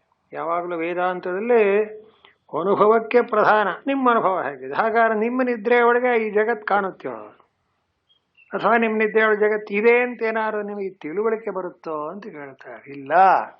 ಹಾಗಾದ್ರೆ ಏನಾಗಿದೆ ಅಂತ. ಏನಾಗಿದೆ ಅಂದ್ರೆ ನಿಮ್ಮ ಒಂದಾನೊಂದು ಅವ್ಯಕ್ತಾವಸ್ಥೆಯೊಳಗೆ ಆ ಪ್ರಪಂಚವೂ ಅಡಗಿ ಹೋಗಿದೆ. ಇದನ್ನೇ ನಮ್ಮಲ್ಲಿ ಅವಸ್ಥಾತ್ರಯ ಪ್ರಕ್ರಿಯೆ ಅಂತಾರೆ. ಜಾಗ್ರತ್, ಸ್ವಪ್ನ, ಸುಷುಪ್ತಿಯ. ಸುಷುಪ್ತಿಯನ್ನೇ ಅವ್ಯಕ್ತಾವಸ್ಥೆ ಅಂತ ಕರೆಯುವರು. ಪ್ರತಿಯೊಬ್ಬರಿಗೂ ಸುಷುಪ್ತಿಯ ಅನುಭವ ಇದೆ. ಗಾಢ ನಿದ್ರೆಯಲ್ಲಿ ಯಾವ ದ್ವೈತವನ್ನು ನಾವು ಕಾಣುವಂತಿಲ್ಲ. ನಾವೇನು ಅರ್ಥ ಮಾಡಿದೀವಿ? ನಮಗೆ ಕಾಣದೇ ಇರಬಹುದು, ಹೊರಗಡೆ ಇದ್ದೇ ಇದೆ. ಹೊರಗಡೆ ಇದೆ ಅನ್ಬೇಕಾದ್ರೆ ನಮಗೆ ಕಂಡಿರ್ತಾರೆ, ನಾವು ಅದಿದೆ ಇಲ್ಲ ಅಂತ ಹೇಳೋದು. ಇನ್ನೊಬ್ಬ ಯಾವನೋ ಹೇಳಿದ ಅಂದ್ರೆ ಅದನ್ನ ಹೇಗೆ ನಂಬೋದು? ಹಾಗಾದ್ರೆ ಅವನ ಅವಸ್ಥೆ ಒಳಗೆ, ಅವನ ಒಂದು ನಿದ್ರೆ ಒಳಗಾರ ಅವನಿಗೆ ಕಾಣುತ್ತೋ? ಅನುಭವ ಅಂದ್ರೆ ಹೀಗೆ ತಗೋಬೇಕು. ಆದ್ರಿಂದ ಏನಾಯ್ತು? ವ್ಯಕ್ತ ಅವ್ಯಕ್ತ ಅಂತಕ್ಕಂಥ ವ್ಯವಹಾರದಲ್ಲಿ ಅವ್ಯಕ್ತದಿಂದ ವ್ಯಕ್ತ ಉಂಟಾಗುತ್ತದೆ ಅನ್ನೋ ಮಾತು ಹೇಳ್ತಾರೆ. ಅಂದ್ರೆ ಏನಾಗುತ್ತೆ? ಪೂರ್ತಿ ನಾಶವಾಗೋದಿಲ್ಲ, ಒಂದು ಕಡೆ ಪೂರ್ತಿ ಅಡಕೊಂಡ್ಬಿಟ್ಟಿರುತ್ತೆ. ಎಚ್ಚರ ಆದ ಕೂಡಲೇ ಎಲ್ಲ ಹೊರಗೆ ಬರುತ್ತೆ. ಇದು ನಮ್ಮ ಒಂದು ಎಚ್ಚರ ನಿದ್ರೆಗಳ ಅನುಭವ ಹೇಗೋ ಹಾಕ್ತಾರೆ ಹೇಳ್ಬೇಕು. ನಾವು ಮಲಗಿದ್ದಾಗ ಯಾವ ಪ್ರಪಂಚವೂ ಕಾಣಲಿಲ್ಲ. ಸುಖಮಹಂ ಅಸ್ವಾಪ್ಸಂ, ಸುಖವಾಗಿ ನಾನು ನಿದ್ರೆ ಮಾಡಿದೆ. ಆಮೇಲೆ ಏನಂತೀವಿ? ನಕಿಂಚಿದವೇ ದಿಶಂ.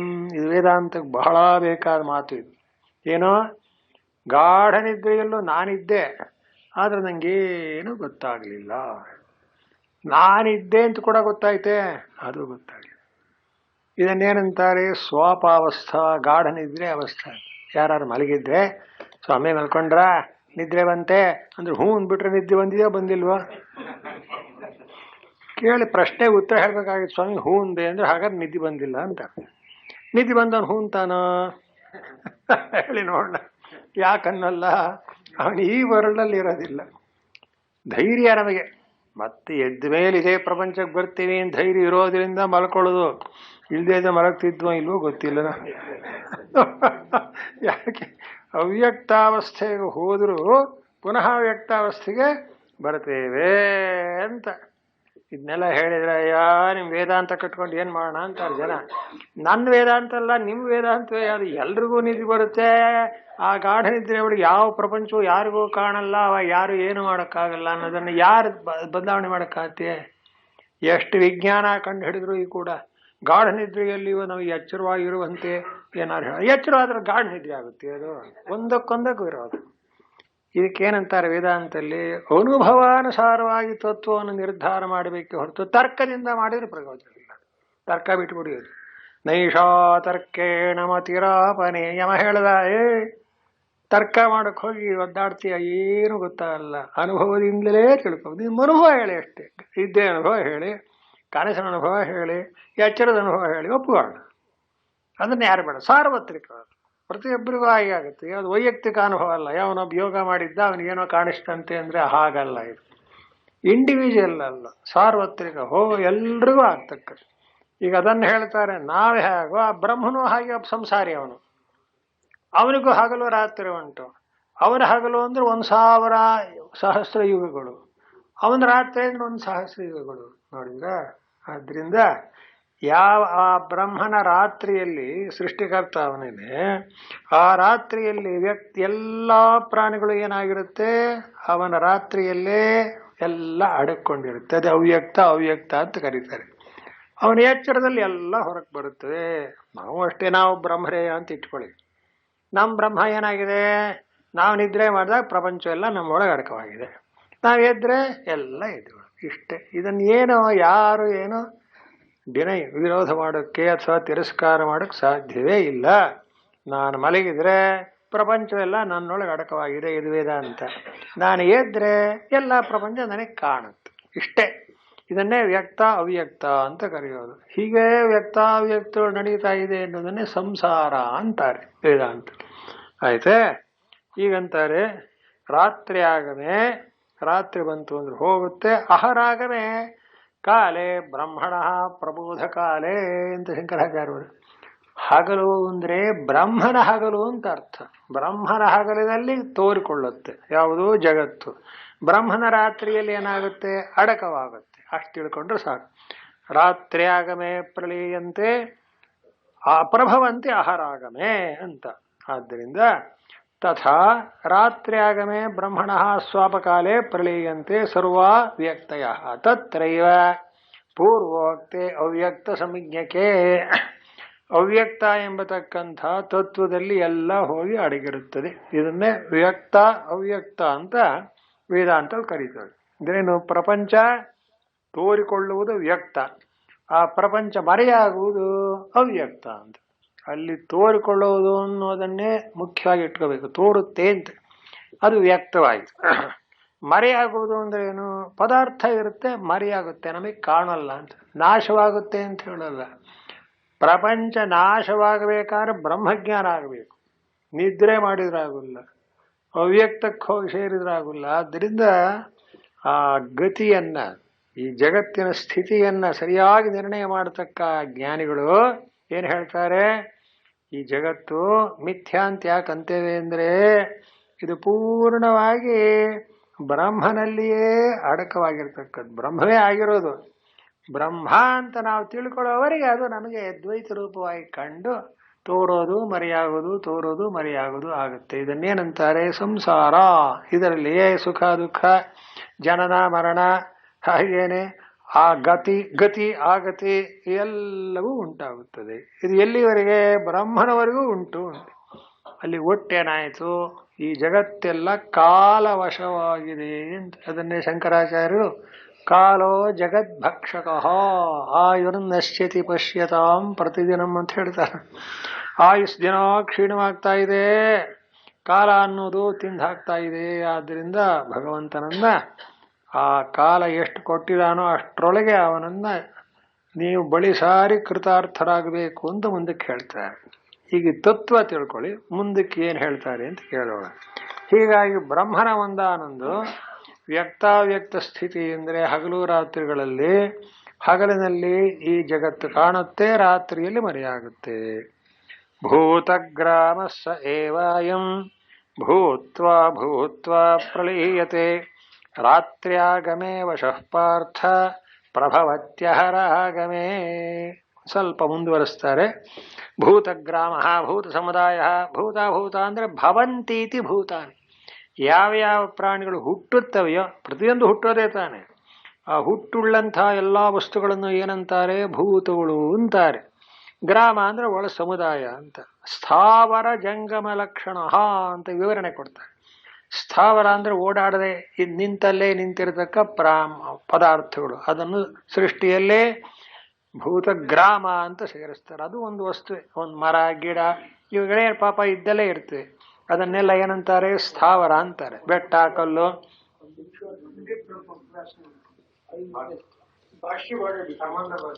ಬಿಡ್ತಾ. ಆಯ್ತು ಸರಿ, ಹೌದು. ರಾತ್ರಿ ಪೂರ್ವೋಕ್ತೆ ಅವ್ಯಕ್ತ ಸಂಜ್ಞಕೆ ಆಯ್ತು.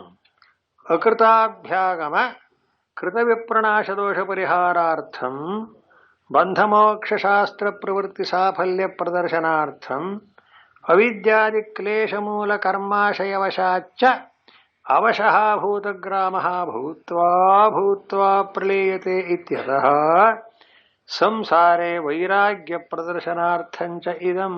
ಆಹಾ, ಬಹಳ ಮುಖ್ಯವಾದ ಮಾತು. ಅದು ಸ್ವಲ್ಪ ಪೇಜ್ ಮುಗಿಸ್ಬಿಟ್ಟಿದ್ದೆ. ನೋಡಿ, ಈಗ ಈ ಅವತರಣಿಕೆಯನ್ನು ಅರ್ಥ ಮಾಡಿಕೊಂಡು ಭೂತಗ್ರಾಮ ಸ ಏವಾಯಂ ಅನ್ನೋ ಶ್ಲೋಕವನ್ನ ಮುಂದುವರಿಸೋಣ. ಈಗ ವ್ಯಕ್ತ ಅವ್ಯಕ್ತ ಸ್ಥಿತಿಯನ್ನ ಜಗತ್ತಿಂದನ್ನು ವರ್ಣನೆ ಮಾಡಿದರು. ಈಗ ಶಂಕರಾಚಾರ್ಯರು ಈ ಅವ್ಯಕ್ತಾದ್ಯಕ್ತಯ ಅನ್ನೋ ಶ್ಲೋಕಕ್ಕೂ ಮುಂದಿನ ಯಾವ ಭೂತಗ್ರಾಮ ಅನ್ನೋ ಶ್ಲೋಕಕ್ಕೂ ಸಂಬಂಧವನ್ನು ಬರೆಯುತ್ತಾರೆ. ನೋಡಿ, ಬಹಳ ಮುಖ್ಯವಾದ ವಾಕ್ಯ ಅದು. ಅದನ್ನು ವಿಚಾರ ಮಾಡೋಣ.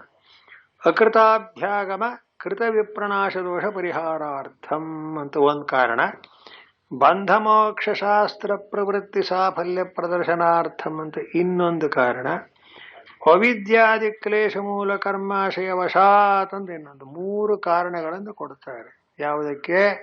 ಈ ಜಗತ್ತು ಹುಟ್ಟೋದು ಮರೆಯಾಗೋದು, ಅಂದ್ರೆ ಸೃಷ್ಟಿ ಸ್ಥಿತಿ ಲಯ ಅಂತ. ಸೃಷ್ಟಿಯಾದ ಜಗತ್ತು ಕಾಯಂ ಆಗಿ ಇದ್ಬಿಟ್ಟಿದ್ರೆ ಒಳ್ಳೇದಾಗಿತ್ತಲ್ಲ, ಅದು ಯಾಕೆ ಲಯವಾಯಿತು ಅಂತ ಹೋಗ್ಕೊಳ್ಳಿ. ಒಂದ್ಸಲ ಲಯವಾದ್ಮೇಲೆ ಅತ್ತಾಗಿ ಜಗತ್ತಿನ ಕಾಟವೇ ತಪ್ಪಿತು, ಮತ್ತೆ ಸೃಷ್ಟಿ ಯಾಕಾಗಬೇಕಾಗಿತ್ತು ಅಂದ್ರೆ ಯಾರು ಹೇಳೋರು ಅದನ್ನು? ಸೃಷ್ಟಿ ಸ್ಥಿತಿ ಲಯ ಅನ್ನೋ ಜಗದ್ ವ್ಯಾಪಾರ ಚಕ್ರ ಸಂಸಾರ ಅದು ತಿರುಗ್ತಾ ಇರುತ್ತೆ. ಸೃಷ್ಟಿಯಾದದ್ದು ಸ್ಥಿತಿ ಇದ್ದೇ ಇರಬೇಕು, ಸ್ಥಿತಿ ಆದದ್ದು ಲಯವಾಗಲೇಬೇಕು. ಸೃಷ್ಟಿಯಲ್ಲೇ ನಾವು ನೋಡ್ತಾ ಇದೀವಲ್ಲ, ಯಾವ ಪದಾರ್ಥವೂ ನಿತ್ಯವಲ್ಲ, ಹುಟ್ಟುತ್ತೆ, ಬೆಳೆಯುತ್ತೆ, ಮತ್ತೆ ನಾಶವಾಗುತ್ತೆ. ಹೀಗೆ ಉತ್ಪತ್ತಿ ಸ್ಥಿತಿ ಲಯ ಅಂತಕ್ಕ ಇದೊಂದಾನೊಂದು ವ್ಯಾಪಾರ ಕಾಲದಲ್ಲಿ ಆಗ್ತಲೇ ಇದೆ. ಈಗ ಅದಕ್ಕೊಂದು ವಿವರಣೆ ಕೊಡ್ತಾರೆ. ಏನಂತ? ಅಕೃತಾಭ್ಯಾಗಮ ಕೃತ ವಿಪ್ರನಾಶ ದೋಷ ಪರಿಹಾರಾರ್ಥಂ ಅಂತ. ಈಗೇನಂತಾರೆ ಅಂದ್ರೆ, ಮುಂದಿನ ಶ್ಲೋಕದಲ್ಲಿರೋ ಮಾತನ್ನ ಕೇಳಿ ಅದಕ್ಕೆ ಸಂಬಂಧ ಹೇಳ್ತಾರೆ. ಭೂತಗ್ರಾಮ ಸ ಏವಾಯಂ ಭೂತ್ವಾ ಭೂತ್ವಾ ಪ್ರಳೀಯತೆ ಅಂತಿದೆ ವಾಕ್ಯ. ಅದು ಭಗವದ್ಗೀತೆ ಶ್ಲೋಕವೇನೆ. ಅದಕ್ಕೆ ಅರ್ಥ ಏನು ಬರೆದ್ರು? ಭೂತಗ್ರಾಮ ಭೂತ ಸಮುದಾಯ ಸ್ಥಾವರ ಜಂಗಮ ಲಕ್ಷಣ ಅಂದ್ರು. ಅಷ್ಟು ಸಾಕು. ಈಗ ನಮಗೆ ಬೇಕಾದ ಮುಖ್ಯವಾದ ವಿಷಯ ಭೂತಗ್ರಾಮ. ಭೂತ ಭೂತ ಅಂದ್ರೇನು? ಭವಂತೀತಿ ಭೂತಾನಿ ಅಂತ. ಭವಂತಿ ಅಂದ್ರೇನು? ಹೊಸದಾಗಿ ಹುಟ್ಟುತ್ತವೆ ಅಂತ ಅರ್ಥ. ಈ ಜಗತ್ತಿನಲ್ಲಿ ಅದು ಯಾವ ಪದಾರ್ಥವೇ ಆಗಲಿ, ದೇವತೆಗಳಿಂದ ಹಿಡಿದು ಮನುಷ್ಯರು ಪ್ರಾಣಿಗಳು ಸಮಸ್ತವು, ಗಿಡ ಮರ ಸ್ಥಾವರ ಜಂಗಮ ಅಂತಕ್ಕ ಎಲ್ಲವೂ ಕೂಡ ಹುಟ್ಟತಕ್ಕಂಥದ್ದಾಗುತ್ತೆ. ಹುಟ್ಟಿದ ಮೇಲೆ ಕೆಲವು ಕಾಲ ಇರುತ್ತೆ, ಮತ್ ನಾಶವಾಗುತ್ತೆ. ಇದಿಷ್ಟು ಒಂದು ಜಗದ್ವ್ಯಾಪಾರ ಅಂತ. ಅಂದ್ರೇನು? ಸೃಷ್ಟಿ ಸ್ಥಿತಿ ಲಯ ಅನ್ನೋ ಜಗದ್ವ್ಯಾಪಾರ. ಇಲ್ಲಿ ಆಕ್ಷೇಪ ಏನು ಬರುತ್ತೆ ಅಂದ್ರೆ, ಒಂದ್ಸಲ ಪ್ರಳಯವಾಗಿ ಹೋಗ್ಬಿಟ್ಟ ಮೇಲೆ ಮತ್ತೆ ಹುಟ್ಟೋದಕ್ಕೇನು ಕಾರಣ ಅಂತ ಒಂದು ಪ್ರಶ್ನೆ ಅಲ್ಲೇ. ಯಾವ ವಸ್ತು ಲಯವಾಗಿ ಹೋಗುತ್ತೋ ಅದು ಹೋಯ್ತು ಅಂತ ಅರ್ಥ. ಇನ್ನು ಪುನಃ ಅದು ಹುಟ್ಟುತ್ತೆ ಅಂತ ನೀವು ಹೇಳಿದ್ರೆ ಇದು ಹೇಗೆ ಅಂತ ಕೇಳಿದ್ರೆ ಅದಕ್ಕೆ ಉತ್ತರ ಹೇಳ್ತಾರೆ. ಏನಂತ? ಅಕೃತಾಭ್ಯಾಗಮ ಕೃತ ವಿಪ್ರನಾಶ ದೋಷ ಪರಿಹಾರಾರ್ಥಂ ಅಂತ ಒಂದು ಶಾಸ್ತ್ರೀಯವಾದ ಒಂದು ಉತ್ತರ ಕೊಟ್ಟಿದ್ದಾರೆ. ಅದನ್ನು ಸ್ವಲ್ಪ ಬಿಡಿಸಿ ಹೇಳ್ತೀನಿ ಕೇಳಿ. ಅಕೃತಾಭ್ಯಾಗಮ ಅಂದ್ರೆ ಏನು ಕರ್ಮವನ್ನ ಮಾಡದೆ ಇದ್ದರೂ ಜನ್ಮ ಬರುತ್ತೆ ಅಂದ್ರೆ ಅದಕ್ಕೆ ಅಕೃತಾಭ್ಯಾಗಮ ಅಂತ.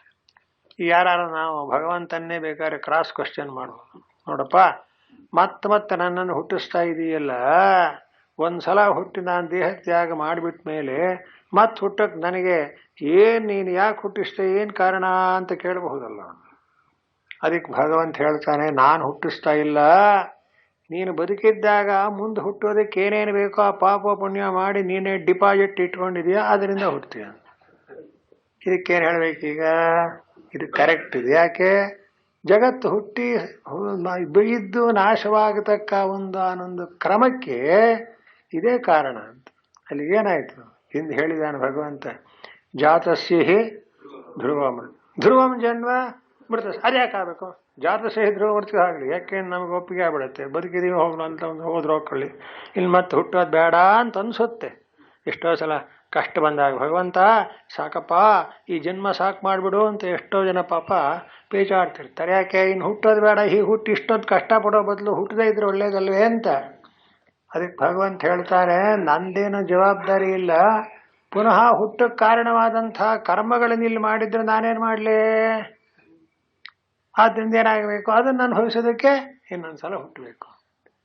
ಇಲ್ಲದೆ ಹೋದ್ರೆ ತಪ್ಪೇನಾಗುತ್ತೆ ಅನ್ನೋದಕ್ಕೆ ಉತ್ತರ ಇದು. ಅಕೃತಾಭ್ಯಾಗಮ ಕೃತ ವಿಪ್ರನಾಶ ಅಂತ. ಜಗತ್ತನ್ನು ನೋಡಿ ವಿಲಕ್ಷಣವಾಗಿದೆ. ಒಬ್ಬ ಬಡವ ಇರ್ತಾನೆ, ಒಬ್ಬ ಐಶ್ವರ್ಯ ಅಂತ ಇದ್ವನು, ಹಾಗೆ ಒಬ್ಬ ವಿದ್ಯಾವಂತ ಇರಬಹುದು, ಇನ್ನೊಬ್ಬ ದಡ್ಡ ಇರಬಹುದು, ಜನ ಏನಂತಾರೆ, ಸೃಷ್ಟಿ ಮಾಡಿದಂಥ ದೇವರು ಎಲ್ಲರನ್ನು ಒಂದೇ ರೀತಿ ಯಾಕಪ್ಪ ಸೃಷ್ಟಿ ಮಾಡಲಿಲ್ಲ? ಒಬ್ಬನ ಬಡವ ಅಂತಲೋ, ಒಬ್ಬನ ಐಶ್ವರ್ಯವಂತ ಅಂತಲೋ, ಒಬ್ಬ ದಡ್ಡ ಅಂತಲೋ, ಒಬ್ಬ ಒಳ್ಳೆಯವನು ಅಂತಲೋ, ಒಬ್ಬ ಕಪ್ಪಿರೋನೋ, ಬೆಳ್ಳಿಗಿರೋನೋ, ಒಂದಿದ್ದ ಇನ್ನೊಂದಿಲ್ಲ ನೋಡಿ ಜಗತ್ತಿನಲ್ಲಿ ಹುಡುಕಿದ್ರೂ ಸಿಗೋದಿಲ್ಲ. ಅದು ಇಷ್ಟೆಲ್ಲ ಒಂದು ವೈಲಕ್ಷಣ್ಯಕ್ಕೆ ಒಬ್ಬನೇ ಸೃಷ್ಟಿಕರ್ತನಾದ ಭಗವಂತ ಅಂದರೆ ಅವನು ಹೇಗೆ ಮಾಡಬೇಕು? ಎಲ್ಲವನ್ನು ಒಂದೇ ರೀತಿ ಮಾಡಬೇಡವೆ? ನಾಳೆ ಗಣಪತಿ ಹಬ್ಬ ಬಂದರೆ ಗಣಪತಿ ಮಾಡಿ ಇಟ್ಟಿರ್ತಾನೆ ಅವನು. ಎಲ್ಲ ಗಣಪತಿ ಒಂದೇ ಥರ ಇರುತ್ತೋ ಇಲ್ವೋ? ಸ್ವಲ್ಪ ಚಿಕ್ಕದು ದೊಡ್ಡದು ಇರ್ಬೋದು, ಅದು ಬೇರೆ, ದುಡ್ಡುಗೋಸ್ಕರ ಮಾಡಿರ್ತಾನೆ. ಹಾಗೆ ಎಲ್ಲರೂ ಒಂದೇ ಥರ ಇರಬೇಡವೇನಪ್ಪ? ಯಾವಾಗ? ಸೃಷ್ಟಿ ಕಾಲದಲ್ಲಿ. ಯಾಕೆ? ಭಗವಂತ ತಾನೇ ಸೃಷ್ಟಿ ಮಾಡೋನು. ಅದಕ್ಕೆ ಉತ್ತರ ಕೊಡ್ತಾರೆ, ನಾನು ಸೃಷ್ಟಿ ಮಾಡ್ತೇನೆ ಅಂದ್ರೂ ನಿಮಿತ್ತ ಉಂಟು ಅಂತಾನೆ ಭಗವಂತ. ಏನು ಅಂತ? ಅವನು ಕರ್ಮ ನೋಡ್ಕೊಂಡು ಮಾಡ್ತಾನೆ. ಕರ್ಮ ನೋಡ್ಕೊಂಡು ಕರ್ಮ ಇರುತ್ತೆ, ಮುಗಿದೋಗ್ಬಿಡ್ತಾರ. ಮಾಡಿದ ಕರ್ಮ ಅಲ್ಲೇ ಕ್ಲೋಸ್ ಆಗಲ್ಲ. ಇಲ್ಲ ಇಲ್ಲ, ಕರ್ಮ ಹೋದ್ರು ಕರ್ಮ ಫಲ ಅಂತಕ್ಕದ್ದು ಅವನ ಹಿಂದೆಯೇ ಹೋಗುತ್ತದೆ. ನೋಡಿದ್ರ? ಆ ಕರ್ಮಫಲ ಏನಿದೆಯೋ ಕರ್ಮಫಲಕ್ಕೆ ತಕ್ಕಂತೆ ಜನ್ಮ ಬರುತ್ತದೆ. ಹೀಗೆ ಹೇಳದೆ ಹೋದ್ರೆ ಅಕೃತಾಭ್ಯಾಗಮ ಕೃತ ವಿಪ್ರನಾಶ ಅಂತ ಎರಡು ದೋಷ. ಆ ಸಂಸ್ಕೃತ ಶಬ್ದಕ್ಕೆ ಏನು ಅರ್ಥ ಅಂದ್ರೆ, ಅಕೃತಾಭ್ಯಾಗಮ ಅಂದ್ರೇನು? ಏನೂ ಮಾಡದೇ ಇದ್ದದ್ದಕ್ಕೆ ಫಲ ಬಂದ್ಬಿಡೋದು, ಮಾಡಿದ ಫಲ ಬರದೆ ಹೋಗೋದು. ಹೀಗೆಲ್ಲ ತಲೆ ಕೆಳಕಾಗಿ ಹೋಗ್ಬಿಡುತ್ತೆ ಅಲ್ವೇ? ಅರ್ಥ ಆಯ್ತು ನಿಮಗೆ? ಇಷ್ಟು ವೈಲಕ್ಷಣ್ಯ ಯಾಕೆ ಬಂದಿದೆ ಅನ್ನೋ ಪ್ರಶ್ನೆಗೆ ಇಷ್ಟೇ ಉತ್ತರ ಹೇಳೋದು. ಭಗವಂತ ಸೃಷ್ಟಿ ಮಾಡಿದ ಮೇಲೆ ಎಲ್ರಿಗೂ ಅವನ ಸೃಷ್ಟಿಕರ್ತನಾದ ಮೇಲೆ ಎಲ್ರನ್ನ ಒಂದೇ ತರಹ ಮಾಡಬೇಕಾಗಿತ್ತು. ಒಬ್ಬರನ್ನ ಬಡವರನ್ನ, ಒಬ್ಬರನ್ನ ಐಶ್ವರ್ಯವಂತರನ್ನ, ಒಬ್ಬರನ್ನ ವಿದ್ಯಾವಂತರನ್ನ, ಒಬ್ಬರನ್ನ ಕಾಯಿಲೆಯವರನ್ನ, ಒಬ್ಬರನ್ನ ಆರೋಗ್ಯವಂತರನ್ನ. ಒಂದಿದ್ದಾಗ ಒಂದಿರಲ್ಲ. ಒಬ್ಬ ಮನುಷ್ಯನ ಇನ್ನೊಬ್ಬ ಮನುಷ್ಯನಿಗೆ ಹೋಲಿಸೋಕ್ಕೆ ಬರಲ್ಲ, ಪೂರ್ತಿ ವ್ಯತ್ಯಾಸ ಇರುತ್ತೆ. ಇಷ್ಟೆಲ್ಲ ವೈಲಕ್ಷಣ್ಯಗಳು ಉಂಟಾಗಬೇಕಾದ್ರೆ ಸೃಷ್ಟಿಕರ್ತನಾದ ಭಗವಂತ ಹಾಗ್ಯಾಕೆ ಮಾಡಿದ? ಒಬ್ಬೊಬ್ಬರಿಗೆ ಒಂದೊಂದು ಅಂದ್ರೆ ಏನಾಗುತ್ತೆ? ರಾಗದ್ವೇಷಗಳಾಯ್ತು ಅವನಿಗೆ, ಹೊಟ್ಟೆ ಕಿಚ್ಚುವಂತ ಆಯ್ತು ಅವನಿಗೆ.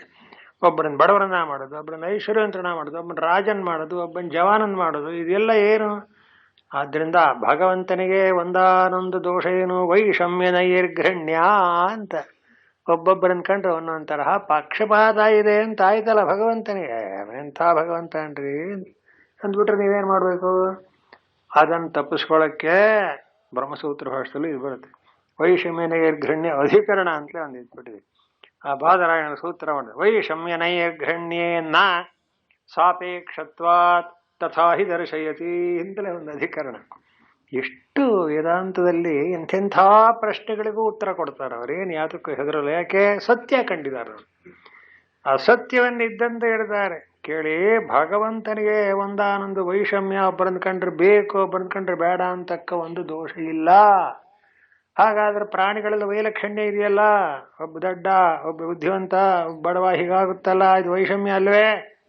ಅವರಿಗೆಲ್ಲ ಕೊಟ್ಬಿಡ್ದು. ಈ ಜನ ಅದು ಮಾಡ್ತಾರೆ ನೋಡಿ. ದೇವರು ಎಲ್ಲ ಅವ್ರಿಗೆ ಕೊಟ್ಬಿಡ, ನಂಗೆ ಕೊಟ್ಟೇ ಇಲ್ಲ ನೋಡಿ, ಆ ದೇವ್ರು ಮೋಸ ಮಾಡ್ದ ಅಂತ. ಏನು ದೇವ್ರು ಏನು ಮಾಡ್ತಾರೆ, ನೀವೇನು ಕರ್ಮ ಮಾಡಿದ್ದೀರೋ ಅದಕ್ಕೆ ತಕ್ಕಂತೆ ಹೊರ. ಅದನ್ನೇ ಹೇಳೋದು. ಏನಾಯ್ತು? ಪ್ರತಿಯೊಬ್ಬನೂ ಒಂದೊಂದು ವಿಲಕ್ಷಣವಾಗಿದ್ದು ಬೇರೆ ಬೇರೆಯಾಗಿದ್ದರೆ ಅದು ಅವನವನ ಕರ್ಮಫಲವೇ ಹೊರತು ಇನ್ನೇನು ಅಲ್ಲ. ಇದರಿಂದ ಶಾಸ್ತ್ರಕ್ಕೊಂದು ಸಾರ್ಥಕ್ಯ ಬಂತು. ಏನೋ, ಒಳ್ಳೆ ಕರ್ಮ ಮಾಡಿದರೆ ಒಳ್ಳೆ ಫಲ ಬರುತ್ತೆ, ಕೆಟ್ಟದ್ದು ಮಾಡಿ ಬರುತ್ತೆ. ಆದ್ದರಿಂದ ಏನು ಅನ್ಕೋಬೇಕು? ನಾನು ಬಡವನಾಗಿದ್ದೀನಿ, ನಿರ್ಗತಿಕನಾಗಿದ್ದೀನಿ, ವಿದ್ಯೆ ಇಲ್ಲ ಅಂದರೆ ನಿರ್ವಿದ್ಯನಾಗಿದ್ದೀನಿ, ಏನು ಮಾಡಿಲ್ಲ ಅಂತ ಆಯ್ತು ಅಷ್ಟೇ. ಈಗ ಭಗವಂತನ ಮೇಲೆ ತಪ್ಪು ಹಾಕೋ ಹಾಗಿಲ್ಲ, ಹೇಗಿದೆಯೋ ಹಾಗೆ. ಅದಕ್ಕೆ ಒಂದು ಉದಾಹರಣೆ ಹೇಳ್ತೇನೆ. ನೀವು ಒಡವೆ ಮಾಡೋಕ್ಕೆ ಅಕ್ಷಾಲಿಗೆ ಕೊಟ್ಟರೆ ನಿಮ್ಮ ಚಿನ್ನ ಹೇಗಿದೆಯೋ ಹಾಗೆ ಒಡವೆ ಆಗುತ್ತೆ ಅಂತ ನೋಡಿ. ಅಪರಂಜಿ ಆದರೆ ಅಪರಂಜಿ ಆಗುತ್ತೆ, ಸೌರನ್ನ. ಏನಯ್ಯ ಅವ್ರಿಗೆ ಅಪರಂಜಿ ಆಭರಣ ಕೊಟ್ಬಿಟ್ಟೆ, ನನಗೆ ಮಾತ್ರ ಇದು ಕೊಟ್ಟಿಲ್ಲ, ಸೌರನ್ ಕೊಟ್ಟಿಲ್ಲ ಅಂದರೆ ನಿಮ್ಮ ಚಿನ್ನ ಸೌರನ್ನು ಒಂದು ಅಪರಂಜಿ ನಾನೇನು ಮಾಡಲಿ? ನೀವು ಕೊಟ್ಟದ್ದನ್ನು. ಒಂದು ಒಡವೆ ಮಾಡೋದು ಅವನ ಕೆಲಸವೇ ಹೊರತು, ಅಂದರೆ ಅವನು ಪ್ರಾಮಾಣಿಕನಾದ ಅಗಸಾಲಿ ಆದರೆ ಹಾಗೆ ತಾನೇ ಮಾಡ್ತಾರೆ, ಅದನ್ನು ಸೇರಿಸ್ಬೇಕಲ್ಲ. ನೀವು ಯಾವ ಚಿನ್ನ ಕೊಡ್ತೀರೋ ಚಿನ್ನಕ್ಕೆ ತಕ್ಕಂತೆ ಒಡವೆ ಮಾಡಿ ಅಷ್ಟೇ. ಅವನ ಜವಾಬ್ದಾರಿ ಏನು ಅದರಲ್ಲಿ ಇಲ್ಲ ಅಂತಾಯ್ತು ಅಲ್ವೇ? ಹಾಗೆ ಭಗವಂತನನ್ನು ಹಾಗೆ ತಿಳ್ಕೋಬೇಕು. ಸೃಷ್ಟಿಕಾಲದಲ್ಲಿ ಪರಮಾತ್ಮ ಜಗತ್ ಸೃಷ್ಟಿ ಸ್ಥಿತಿ ಲಯ ಮಾಡ್ತಾನೆ ಅಂದರೆ ಅವನಿಗೆ ಯಾವ ಒಂದಾನೊಂದು ಯಾರ ಮೇಲೂ ದ್ವೇಷವೂ ಇಲ್ಲ, ಯಾರ ಮೇಲೆ ಒಂದಾನೊಂದು ಪ್ರೇಮವೂ ಇಲ್ಲ. ನಿಮ್ಮ ಚಿನ್ನ ಹೇಗಿದೆಯೋ ಆ ಚಿನ್ನಕ್ಕೆ ತಕ್ಕಂತೆ ಒಡವೆ ಮಾಡ್ತಾನೆ ಅನ್ನುವಂತೆ ಮಾಡ್ತಾನೆ. ಇದರಿಂದ ಏನು ಉಪಯೋಗ ಆಯಿತು? ಏನೂ ಮಾಡದೇ ಇದ್ದವನಿಗೆ ಏನೋ ಐಶ್ವರ್ಯ ಬಂದ್ಬಿಡ್ತು ಅಂತಲೋ, ಬೇಕಾದಷ್ಟು ಪುಣ್ಯಕರ್ಮ ಮಾಡುವವನಿಗೆ ದುಃಖ ಬಂತು ಅಂದ್ಲು ಹಾಗೆ ಒಂದಾನೊಂದು ಭೇದ ಮಾಡೋಕ್ ಬರಲ್ಲ. ಅವನವನ ಕರ್ಮಕ್ಕನುಗುಣವಾಗಿಯೇ ಫಲವಾಗುತ್ತದೆ. ಆದ್ರಿಂದ ಆವಾಗ ಅಕೃತಾಭ್ಯಾಗಮ ಮಾಡದೇ ಇದ್ದಿದ್ರೆ ಫಲ ಬಂತು ಅನ್ನೋ ಹಾಗಿಲ್ಲ, ಮಾಡಿದ ಫಲ ಹೋಯಿತು ಅನ್ನೋ ಹಾಗಿಲ್ಲ. ಕರ್ಮಕ್ಕೆ ತಕ್ಕಂತೆ ಫಲ, ಫಲಕ್ಕೆ ತಕ್ಕಂತೆ ಜನ್ಮ, ಜನ್ಮಕ್ಕೆ ತಕ್ಕಂತೆ ಒಂದಾನೊಂದು ದುಃಖವೋ ಸುಖವೋ ಆಗುತ್ತೆ. ಹೀಗರ್ಥ. ಆದ್ರಿಂದ ಒಂದು. ಇನ್ನೊಂದೇನು, ಬಂಧ ಮೋಕ್ಷಶಾಸ್ತ್ರ ಪ್ರವೃತ್ತಿ ಸಾಫಲ್ಯ ಪ್ರದರ್ಶನಾರ್ಥಂ. ಅದು ಕೂಡ ಬಹಳ ಚೆನ್ನಾಗಿದೆ. ಅಂದ್ರೆ ಏನು, ಇಲ್ಲಿ ಬರೀತಾರೆ ನೋಡಿ. ಜ್ಞಾನ ಉಂಟಾಗುವವರೆಗೂ ಅವಿದ್ಯಾಕೃತವಾದ ಬಂಧವು ಹೋಗುವುದಿಲ್ಲ. ಪ್ರಳಯವಾದರೂ ಬಂಧವು ಅವ್ಯಕ್ತವಾಗಿರುತ್ತದೆ ಎಂಬ ಪಕ್ಷದಲ್ಲಿ ಮಾತ್ರ ಶಾಸ್ತ್ರ ಪ್ರವೃತ್ತಿಯು ಸಾರ್ಥಕವಾಗುತ್ತದೆ ಎಂದು ಒಂದು ವಿವರಣೆ ಬರುತ್ತಾರೆ. ಅಂದ್ರೆ ಏನಾಯ್ತು, ತತ್ವಜ್ಞಾನವನ್ನು ನೀವು ಸಂಪಾದನೆ ಮಾಡುವವರೆಗೂ ಈ ಅವಿದ್ಯೆಯಿಂದ ಆಗಿರತಕ್ಕಂಥ ಸಂಸಾರ ಬಂಧ ಹೋಗೋದಿಲ್ಲ. ಒಂದು ವೇಳೆ ಪ್ರಳಯವಾಯಿತು ಅಂದ್ರೆ, ಪ್ರಳಯವಾದರೂ ಆ ಬಂಧ ಅನ್ನೋದು ಹಾಗೆ ಒಳಗೆ ಅಡಕವಾಗಿರುತ್ತೆ.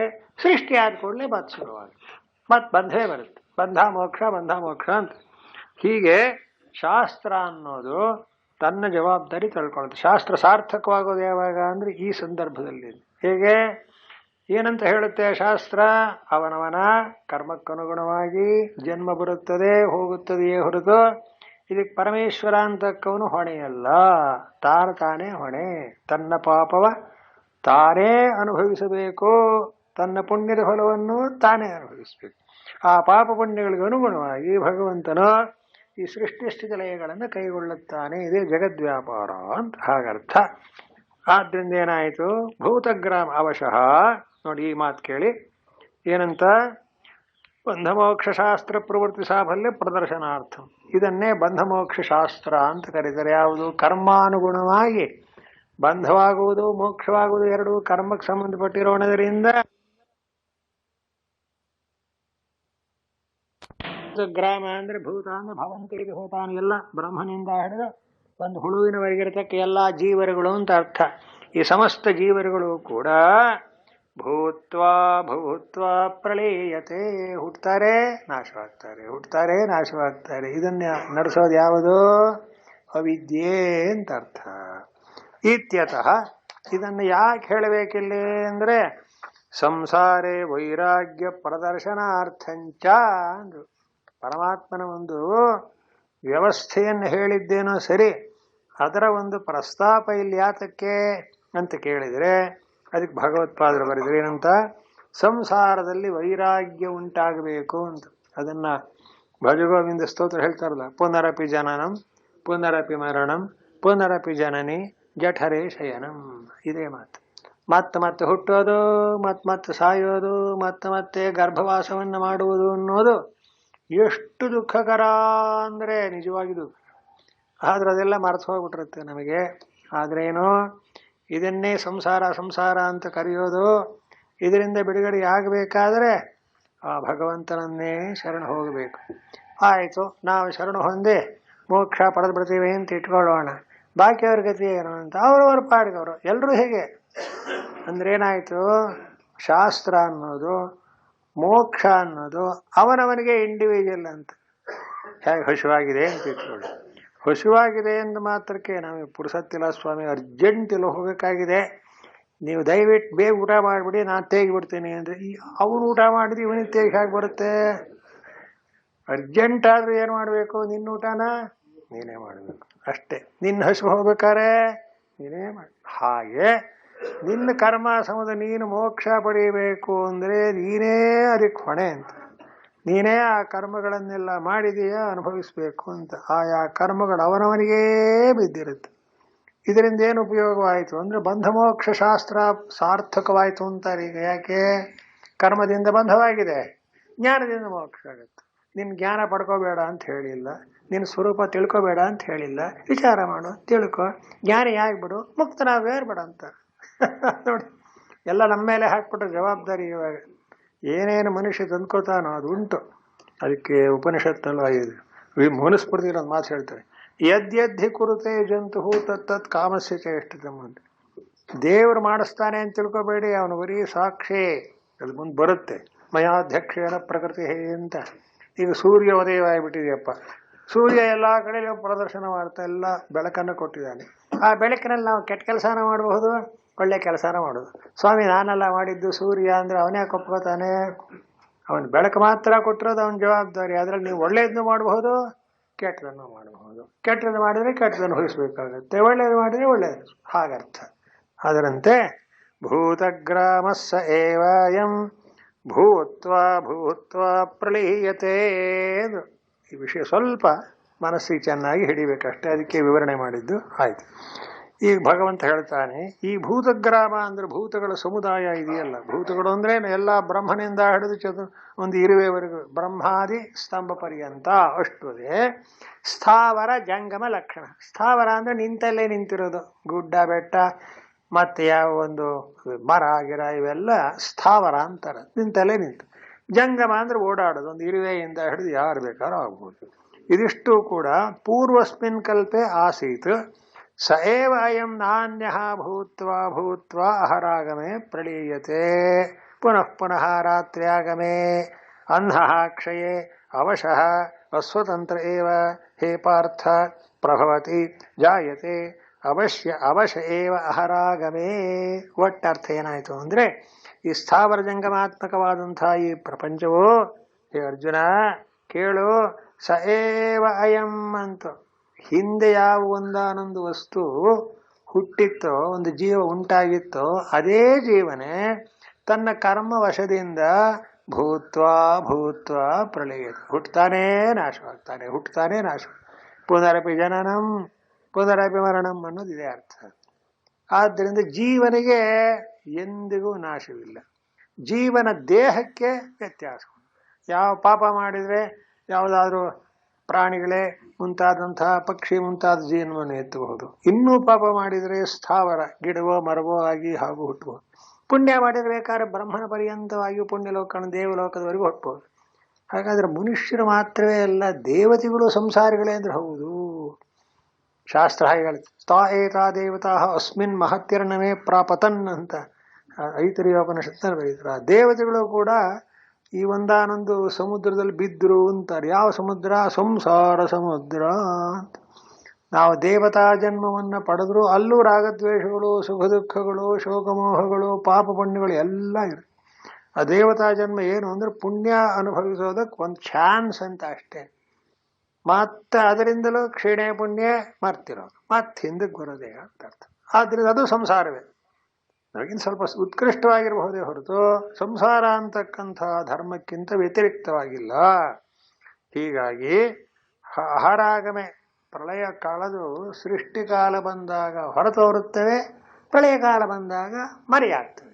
ಇದನ್ನೇ ಭೂತ್ವಾ ಭೂತ್ವಾ ಪ್ರಳೀಯತೆ. ಇದು ಹೇಳೋ ಉದ್ದೇಶವೇನು ಅಂದರೆ ವೈರಾಗ್ಯ ಬರಲಿ ಅಂತ, ಇನ್ನೇನಿಲ್ಲ. ಯಾಕೆ ಅಂದ್ರೆ ಎಷ್ಟು ಸಲ ಹುಟ್ಟುದಪ್ಪ, ಎಷ್ಟು ಸಲ ನಾಶವಾಗೋದು ಹೇಳಿದ್ನಲ್ಲ. ಪುನರಪಿ ಜನನಂ ಅಲ್ಲಂತಾರೆ, ಇಹ ಸಂಸಾರೇ ಬಹು ವಿಸ್ತಾರೆ ಕೃಪಯಾಪಾರೆ ಪಾಹಿ ಮುರಾರೆ. ಸಾಕಪ್ಪ, ಈ ಹುಟ್ಟೋದು ಸಾಕು, ಈ ಒಂದಾನ ಜೀವನ ಮಾಡೋದು ಸಾಕು, ಮತ್ತೆ ಮತ್ತೆ ನಾಶವಾಗುವುದು, ಮತ್ತೆ ಹುಟ್ಟೋದು ಅನ್ನೋದು ದೊಡ್ಡ ಸಂಸಾರ. ಇದರಿಂದ ಪ್ರಭೋ ನಮ್ಮನ್ನು ಕಾಪಾಡು ಅಂತ ಭಗವತ್ಪಾದರು ಕೇಳ್ತಾರಲ್ಲ ಹಾಗೆ. ಹೀಗಾಗಿ ಹಗಲು ರಾತ್ರಿ ಎಂದರು. ಈ ಹಗಲು ರಾತ್ರಿಗೊಂದು ಅಳತೆ ಏನು? ಹಗಲಿನಲ್ಲಿ ಹುಟ್ಟುತ್ತಾರೆ, ರಾತ್ರಿಯಲ್ಲಿ ನಾಶವಾಗ್ತಾರೆ ಅಂತ. ರಾತ್ರಿ ಆಗಮೇ ಪ್ರಳೀಯತೆ, ಅಹರಾಗಮೇ ಪ್ರಭವತಿ ಎಂದರು. ಹಗಲು ರಾತ್ರಿ ಅಂದ್ರೆ ಯಾವ ಹಗಲು ರಾತ್ರಿ ಅಂತ ಕೇಳಿದ್ರೆ ಬ್ರಹ್ಮನ ಹಗಲು ರಾತ್ರಿ ಅಂತ ಅರ್ಥ. ಅಂದ್ರೆ ಸೃಷ್ಟಿಕರ್ತನಾದ ಚತುರ್ಮುಖ ಬ್ರಹ್ಮನಿಗೆ ಅದು ಎಷ್ಟೋ ಸಹಸ್ರ ವರ್ಷಗಳು ಕಳೆದ್ರೆ ಒಂದು ಹಗಲಂತೆ. ಅದರಂತೆ ಅದು ಹಿಂದೆ ಬಂತೇನೋ, ಸಹಸ್ರ ಯುಗ ಪರ್ಯಂತಂ ಅಂತ ಬಂತಲ್ಲ, ಅದೇನು ಒಂದು ಸಹಸ್ರ ಯುಗಗಳಷ್ಟು ಕಾಲ ಕಳೆದ್ರೆ ಒಂದು ಹಗಲಾಗುತ್ತಂತೆ. ಆ ಬ್ರಹ್ಮನ ಹಗಲಿನಲ್ಲಿ ಎಲ್ಲಾ ಪ್ರಾಣಿಗಳು ಹುಟ್ಟುತ್ತಾರಂತೆ. ಅದೇ ರೀತಿಯಲ್ಲಿ ರಾತ್ರಿ ಯುಗ ಸಹಸ್ರ ಅಂತ, ಅಷ್ಟೇ ಸಹಸ್ರಯುಗಳು ಬ್ರಹ್ಮನೇ ಕಳೆದ್ರೆ ಒಂದು ರಾತ್ರಿ ಅಂತಕ್ಕಂಥದ್ದು ಆಗುತ್ತೆ. ಹೀಗೆ ಹಗಲು ರಾತ್ರಿ ಹಗಲು ರಾತ್ರಿ ಅನ್ನೋದು ಬ್ರಹ್ಮನ ಒಂದು ಅಳತೆಯಲ್ಲಿ ಉಂಟಾದಾಗ ಬ್ರಹ್ಮನ ಹಗಲಿನಲ್ಲಿ ಸೃಷ್ಟಿಯು, ಬ್ರಹ್ಮನ ರಾತ್ರಿಯಲ್ಲೇ ಎಲ್ಲ ಪ್ರಳಯವೂ ಆಗುತ್ತದೆ. ಈ ಪ್ರಳಯ ಮತ್ತು ಸೃಷ್ಟಿ ಅಂತಕ್ಕ ದ್ವಂದ್ವದಲ್ಲಿ ಸಿಕ್ಕಿರೋ ಎಲ್ಲಾ ಜೀವರುಗಳು ಕೂಡ ಬ್ರಹ್ಮನ ಹಗಲಿನಲ್ಲಿ ಹುಟ್ಟುತ್ತಾರೆ, ಬ್ರಹ್ಮನ ರಾತ್ರಿಯಲ್ಲಿ ನಾಶವಾಗ್ತಾರೆ. ನಾಶವಾಗ್ತಾರೆ ಅಂದ್ರೆ ಮರಿ ಆಗ್ತಾರೆ, ಮತ್ತೆ ಹುಟ್ಟುತ್ತಾರೆ. ಹೀಗೆ ಇದನ್ನು ಹೇಳ್ತಾ ಅಸ್ವತಂತ್ರ ಏವ ಹೇ ಪಾರ್ಥ ಪ್ರಭವತಿ. ಯಾಕೆ ಹೀಗೆ? ಈ ಒಂದಾನೊಂದು ಜನ್ಮ ಮರಣ ಅಂತಕ್ಕಂಥ ಯಾವ ಒಂದು ದುಃಖಕ್ಕೆ, ಒಂದು ಸಂಸಾರಕ್ಕೆ ಸಿಕ್ಕೊಂಡ್ಬಿಟ್ವಲ್ಲ ಅಂದ್ರೆ ಇದು ಹೀಗೇನೆ. ಆ ಅಸ್ವತಂತ್ರ ಏವ, ಈ ಒಂದಾನೊಂದು ಜನನ ಮರಣಗಳ ನಿರ್ಬಂಧಕ್ಕೆ, ಸೃಷ್ಟಿ ಸ್ಥಿತಿ ಲಯಗಳ ಒಂದು ಚೌಕಟ್ಟಿಗೆ ಸಿಕ್ಕಿದ ಪ್ರತಿಯೊಬ್ಬ ಜೀವನೂ ಕೂಡ ಅಸ್ವತಂತ್ರ, ಏನು ಸ್ವಾತಂತ್ರ್ಯವಿಲ್ಲ. ಯಾಕೇನೆ? ಕರ್ಮ ಮಾಡೋನವನೇನೆ, ಕರ್ಮ ಮಾಡಿ ಫಲ ಪಡಿದ. ಆ ಸ್ವಾರಸ್ಯ ಏನಂದ್ರೆ, ಕರ್ಮ ಮಾಡುವಾಗ ಮನುಷ್ಯನಿಗೆ ಗೊತ್ತಾಗೋದಿಲ್ಲ ಏನು ಫಲ ಬರುತ್ತೆ ಅಂತ. ಹಾಗೆ ಅವನು ಯೋಚನೆ ಇದ್ದು ಕೆಟ್ಟ ಕರ್ಮ ಮಾಡೋದೇ ಇಲ್ಲ ಅಂತ ಇಟ್ಕೊಳ್ಳಿ. ಆದ್ರೆ ಅವನಿಗೆ ಯೋಚನೆ ಮಾಡದೆ ಮಾಡ್ಬಿಡ್ತಾನಲ್ಲ, ಫಲ ಮಾತ್ರ ಬಂದ್ಬಿಡುತ್ತೆ. ಹೀಗಾಗಿ ಓದಕ್ಕೆ ಜಗದ್ ವ್ಯಾಪಾರ ನಿರಂತರವಾಗಿ ನಡೀತಾನೇ ಇದೆ ಅಂತ ಅರ್ಥ. ಹಾಗಾದ್ರೆ ಇದಕ್ಕಿಂತ ಮಿಗಿಲಾದದ್ದು ಯಾವುದು? ಈ ಹಗಲು ರಾತ್ರಿಗಳು ಬ್ರಹ್ಮಂದು ಅಂತ ಎಲ್ಲ ಉದಾಹರಣೆ ಕೊಟ್ರೆ, ಎಲ್ಲಾ ಪ್ರಾಣಿಗಳು ಹೀಗೆ ಸುಖ ದುಃಖಗಳನ್ನು ಅನುಭವಿಸ್ತಾ ಜನನ ಮರಣಗಳಲ್ಲಿ ಬಿದ್ದಿದ್ದಾರೆ ಅಂದ್ರೆ ಸಂಸಾರ ಅಂತ. ಇದನ್ನು ದಾಟೋದು ಹೇಗೆ? ಅದಕ್ಕೆ ಯದ್ ಉಪನ್ಯಸ್ತಂ ಅಕ್ಷರಂ ತಸ್ಯ ಪ್ರಾಪ್ತಿಪಾಯ ನಿರ್ದಿಷ್ಟ ಓಮಿತ್ಯೇಕಾಕ್ಷರಂ ಬ್ರಹ್ಮ ಇತ್ಯಾದಿನ ಅಥ ಇದಾನೀಂ ಅಕ್ಷರಸ್ಯೈವ ಸ್ವರೂಪ ನಿರ್ದಿದೀಕ್ಷಯ ಇದಂ ಉಚ್ಯತೆ ಅನೇನ ಯೋಗ ಮಾರ್ಗೇನ ಇದಂ ಗಂತವ್ಯಂ ಇತಿ. ಈಗ ಮುಂದಕ್ಕೆ ಹೇಳ್ತಾರೆ.